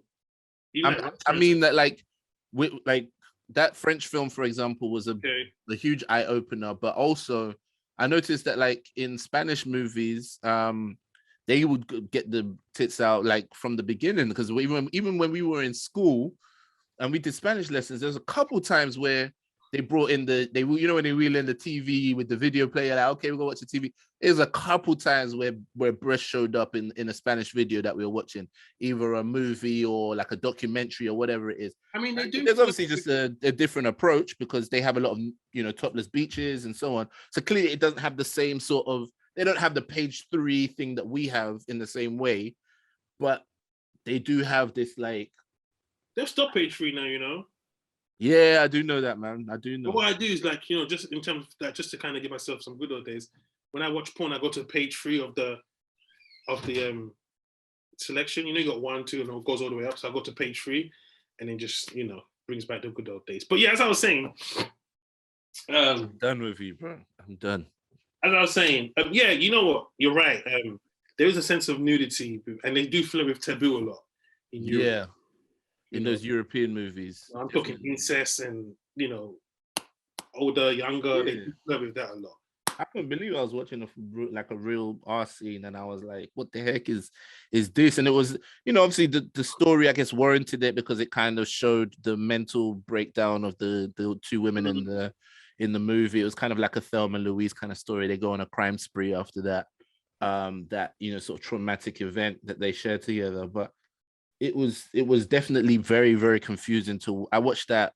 I was in uni. It was my flatmate that had the movie. Sorry, my roommate in halls that had the DVD. Sorry, and so I didn't know what to do with that scene. Like, it was very, very weird. I don't know how you shoot that and put that out. That's with you. Pardon? You have the VAS with you, bro. But this the thing. It's mad. You can't pull out the VAS on an R scene, bro. That's deviant, bro. You can't be in those territories there. Even those times where, you might say, okay, I was moving mad back then, but even then, that was a hard line. Like, I can't watch that. Do you think movies capture sex properly, or is it sensationalized? Of course, it's sensationalized. I mean, you get 1 or 2 comedy scenes where they'll try and make it awkward or whatever, but I don't think any of them really get what it's actually like. You have to think about it, bro. Like, so watch an entire movie. The coming on the wall where the coming home where you have the argument and then you throw in the kitchen counter. How often is that in marriage? Bro. Man, don't piss me off, bro. Don't piss me off, bro. Don't piss me off, bro. Oh shit! That ain't happening in marriage. I mean, people do that. Definitely, people live out what they've seen on TV in their relationship. So yes, you can sort of reenact stuff. But if you're not, once you've been married to somebody, people ain't impressed by that. I've definitely once before done the whole clear the table thing, and we just like but not in marriage, man. What's going on? What's going on? The table. I've never done that. My wife will be looking at me like, who's cleaning that up afterwards? You better be picking up. I'll be looking at you like, are you stupid? Did you just throw my PlayStation on the floor? Bro, there's and especially once you add kids to the mix, there's almost no spontaneity. Things do need to be planned.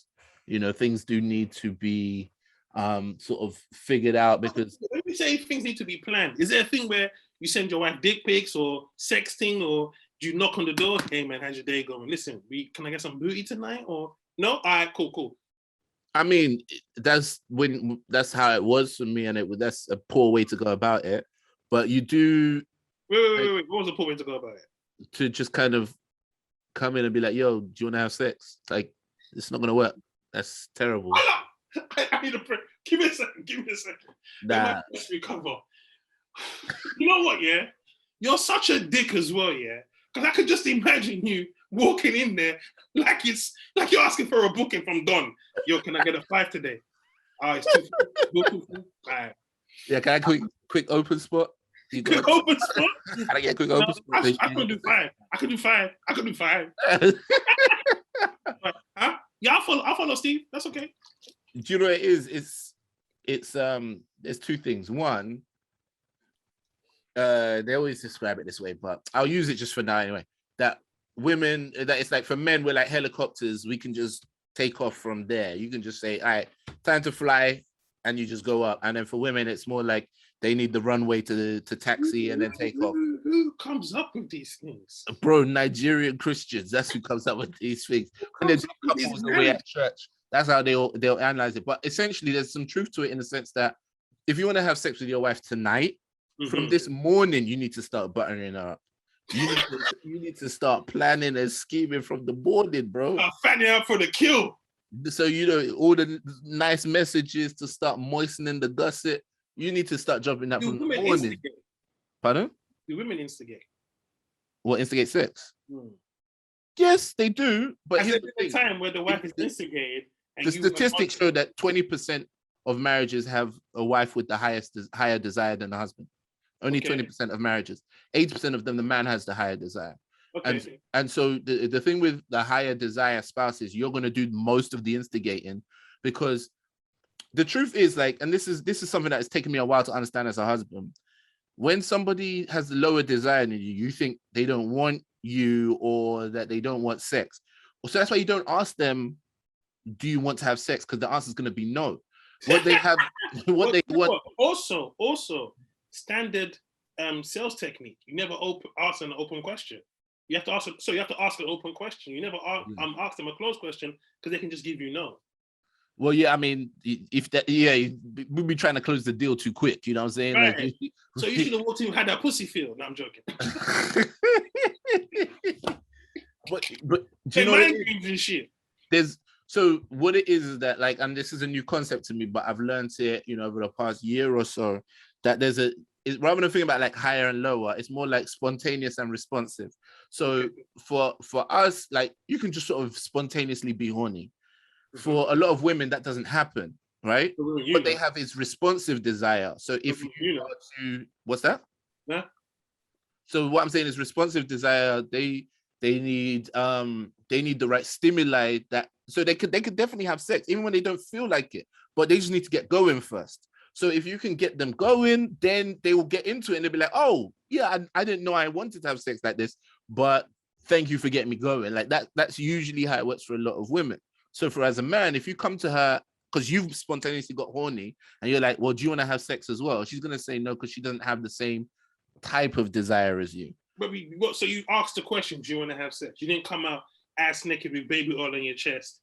You didn't, wear like a feather duster. You know what I'm saying? Like spice it up a bit. You came in on some. Well, this is the You didn't put some R&B on. You didn't put some Genuine on. How'd you get in them jeans? This is the Lean up behind her, do the little slow dance. You can be doing all of that, and that might do absolutely nothing. In fact, some women, if the moves are too overt, or not even overt, but if let's say, for example, you turn on Genuine every time you want to try and have sex, every time she hears Genuine, she's gonna be like, oh, this nigga wants to have sex, and she's gonna feel like tight about it. Why would you turn on Genuine every single time? You have a playlist, so she will hate every single song in R&B.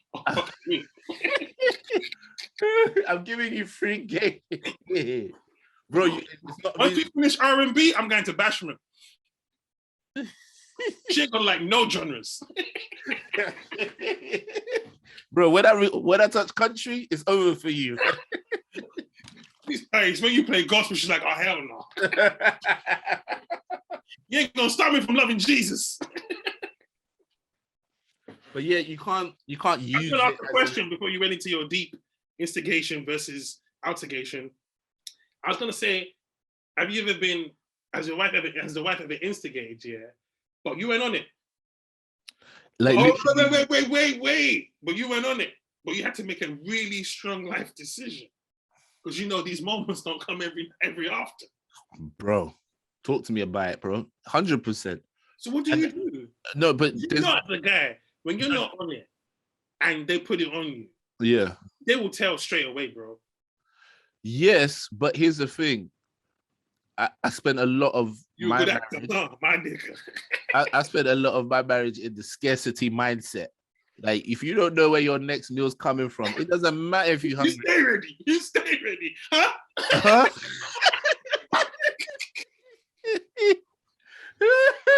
I'm sorry, I thought you said no. It was time. If she's like, look, I'm about to go to the Horniman's Museum, you're like, horny, you horny, you horny, horny, horny. Did I hear horny? Horny. I'm gonna go upstairs. Are you going upstairs? You going upstairs? You going upstairs? If you wanna, oh no. Okay. So yeah, like when you're in that scarcity mindset, bro, it doesn't take much, because you're eating like you ain't got food at home. You know what I'm saying? When someone eats like they ain't got food at home, you ain't got no respect for yourself. And so is there a case where you have to marry someone who's compatible with your level of sexuality, or can you work with someone who's not on your level, or is two people on the same level too much? I'm saying I genuinely think that two people on the same level can be okay. Two things. Number one, I think usually people they're naturally going to go one of two different ways and kind of separate a bit, because you need to get stuff done in life. You can't just shag the whole time. But second of all, I think if you make a decision like, oh, I think we're compatible sexually, let's get married, you are setting yourself up for the biggest disappointment of life, because what's going to happen is your wife is going to change, or you're going to change, but something's going to change. Or your husband will change. Yes, or exactly, or your husband's going to change. One of you's going to change, and you're going to be like, "What do you mean? Like, this is not the like we were having sex, but it's this much time, blah blah blah." But what you've got to learn is that hormonal changes, having a baby, more responsibility, a mortgage. You know, sometimes just a good hand job and you're good, man. This is what I'm saying. Stuff like I just changes, bro. Sometimes you might be like, look, I'm a jerk off, just lie next to me. You know what I'm saying? Like, just breathe. Bro. You know, just count to 7, huh? I just got a little thing about 7. No, but when you speak to real married couples, yeah, and if they were to break down to you what they genuinely do in their marriage because they've come to understand each other, it's not going to sound like anything that's really exciting to you, but they figured themselves out. They have to get into their rhythm, because the truth is, like if you went on a couples retreat, not couples retreat, but like a couples getaway, yeah, Cornwall, for instance, yeah, and you're a bunch of friends, bunch of couples, and you're there for 7 days, would you be over the 7 days? 100%. Okay.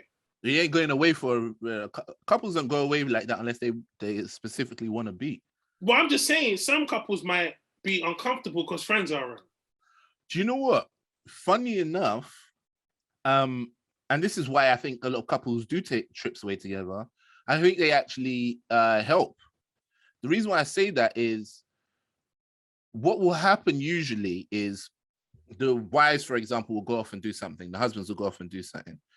While the wives are together, one of them will say something like, hey, I had a good time last night.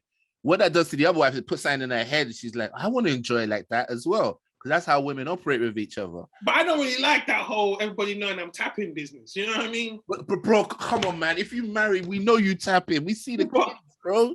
I know, but now, like, that might throw me a little. Now, I'm tapping, by the way. I want the whole wife where she's just winking at me to come to the shed.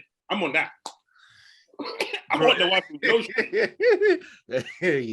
I'm a pray for you. But what I'm saying is, if in that kind of situation, if everybody goes out there with the intention to have a good time, everyone actually encourages each other. If you get a dead couple out there who's just miserable, that wife can start to ruin things. Men don't encourage other men to beat the wife.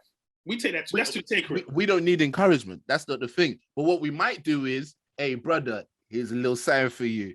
And you see around the corner around here, take your wife down there. Trust me, she gonna love it. She gonna love it. Hey, okay. Afterwards, all right, good looking out, bro. You know what I'm saying? Or you might be like, oh, there's a restaurant down there. They do a specific cocktail. I think your wife will like it. Take her down there. And then you got your wife in a nice spot. She's like, oh, how did you find this place? Like, don't worry about that, babes. What's going on? You know what I'm saying? That's how. So men might give each other the little not encouragement, but more like the tips, or the women will give each other the encouragement, and it can actually help, because the other thing is, when you're with other couples, you start to appreciate, especially if you see another spouse messing up, you start to appreciate your spouse more. So that you see the couple over there and he ain't pull out the chair for her, and your husband pulls out the chair for you, you might be like, oh, my husband's a good guy. If you weren't with the other couple, you might be like, oh, of course you're gonna pull out my chair. That's right. You don't learn to appreciate the same way until sometimes you see another couple. You know what I'm saying? Like, sometimes those things really do help. There are some couples that will ruin a situation like that because they come with bad vibes and bad energy. But if you're all friends already, it actually helps, man. Okay. Interesting. No, it's interesting to see, because I believe, I know marriage is difficult. I do believe people don't realize that there's so much fun in difficulty. There's so much learning, so much experience, something to look back on. And so, we tend to, I know going through it is different than looking back on it, but don't be ashamed of the difficulty, man. You didn't marry this man or this woman for good times only. Yep. You married it to figure it out, So when those times are difficult, instead of looking on Instagram and trying to find the next woman that's going to give you another headache, try and figure out how to work around this difficulty. Yep. That's what people don't really want to do these days. I didn't want to be that guy that sounds like that, but the element of choice and option has really ruined, or I guess kind of tarnished, what hard work and commitment could do. Very true. Very true. And everything very disposable. Right. I believe that because I know what it takes for us to be good comedians. When we first started this, we thought we were cool. We thought it would just fall in your lap. Then I realized I had to put in the work. And the work is not pretty. It's not fun. It's not even vlog worthy, It's just stress. It's constantly doubting yourself, doing a show tonight, feeling great, then going to a show the next night, thinking to yourself, man, it's seeing a poster of one of your other colleagues who's doing great. You're thinking, oh man, I just want to post it like that. So it's a lot of mind fucking. Yeah. Time, if you put the work in, if you take that sacrifice, if you show the practice of a football team, I was watching Messi train the other day, but I was doing this. What is this rubbish? When he was on the pitch and he loved the goalkeeper, I was like, right, that's what that rubbish was. Yeah. It's the same thing as marriage, man. You have to put in the work. You do, man. And I think sometimes these romance ideas are the biggest. Oh my goodness! If you believe it's supposed to be easy, you complete me. All of that, man. I told my friend the other day he recently got divorced. She was married to a really bad guy, and I said, did this guy, show you what love really is? For you to fall in, what did you know? Did he show you that? That you because for you when you're married to someone, loving them has to be essential to your daily routine. Yeah. It has to be part of your life, because the moment you lose interest, you're done. You're right, man. And to be honest, but the thing about loving them is that it has to happen whether you have interest or not. It's about commitment. And I think too many people feel like marriage is going to be about their personal happiness. Personal happiness ain't got nothing to do with nothing. No. And then that's the thing. A lot of people don't. They feel like if you say to them, for example, you're not always going to be happy, they look at you like you're the problem. But have you been happy every day of your life, even in your family, within the family? Yeah. This is my told one girl. It's you have to struggle. Why do we always have to struggle? This is because life is a struggle. Forget marriage. You struggle every day. Forget marriage. Just forget marriage. Waking up sometimes can be a struggle.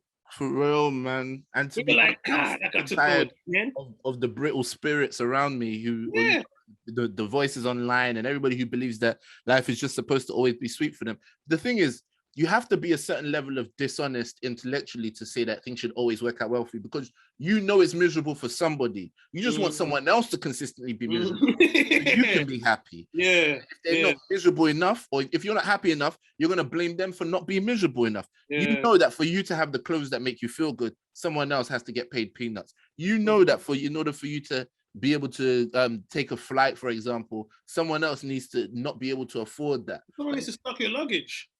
Exactly. So every single time you know someone is, so why is it when it's your turn to take a slight L in anything, now you start blaming everybody? And that's the stuff that makes me very non-empathetic to people, because I get sick of it. And even when I hear people talk about, oh, I left my marriage, I wasn't happy. I'm not talking about the serious stuff that you really just need to go for. I'm not talking about, like adultery or abuse. I'm talking about like, oh, he's a good guy, but I just wasn't happy anymore. I'm just like, hey, piss off. Who cares about your happiness? I love it when single women post future husband memes and future husband posts. Future bae, I'm ready. Come and find me. I'm just laughing my ass off. Or you see what I did the other day when the women were posting mad when he has this, red flags, red flags, red flags. Yeah. I was laughing. So I just posted when she has opinions, red flags.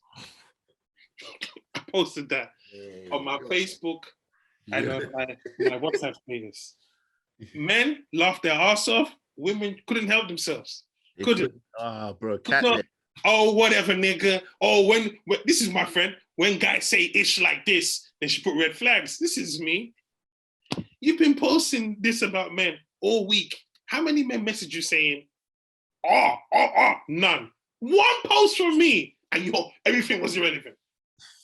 Bro. And this is me. All these women are doing is posting the qualities that they're gonna surrender to anyway.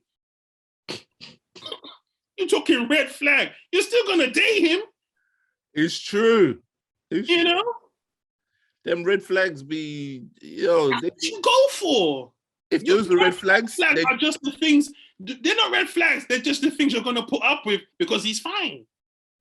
If those are red flags, you're a bull because you're running straight at it, bro. You are running straight at it. Nonsense. And to be honest, I've told girls that nigga's not the one for you, and the next thing you know, they're on 4 dates. Hey, do you, boo boo? Of course, bro. Of course. I don't buy into all that projection. That's why I wrote when she has opinions, red flags, because I'm just being as silly as the poster. Yeah, and no, but like, let's be honest though. I think in general, people are not as great judge of character as they think they are. That's why they love those kind of posts, because they feel like it's giving them an edge to be able to understand how to think people's stuff. But if you just first of all understood that you are not a great judge of character, women in general are terrible judges of character. Why? Because they think they're great, and yet they seem to think that every single person they've ever been with was trash. So it's like, hold on a second, how do you keep picking these guys? If your baby daddy's trash, why did you pick a guy to have a baby with if you have all this great intuition?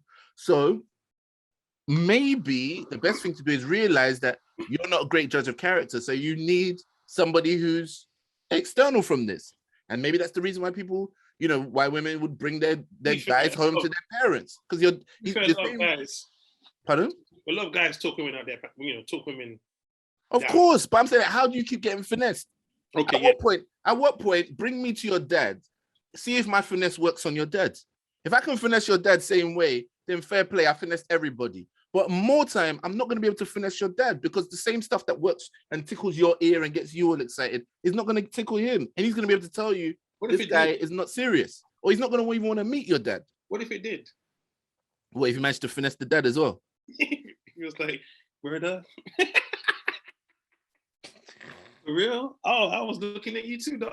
Oh, shit. All right, we got to wrap up, man. I got a show. All right, bro. That's good to hear, man. I'm glad you working. So, guys, let's wrap that up there.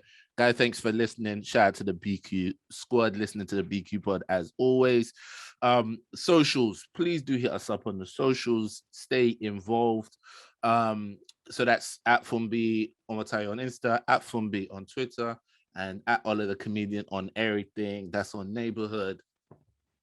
That's on Crip. This guy every week. Every week. All right, man. And that's on Crip.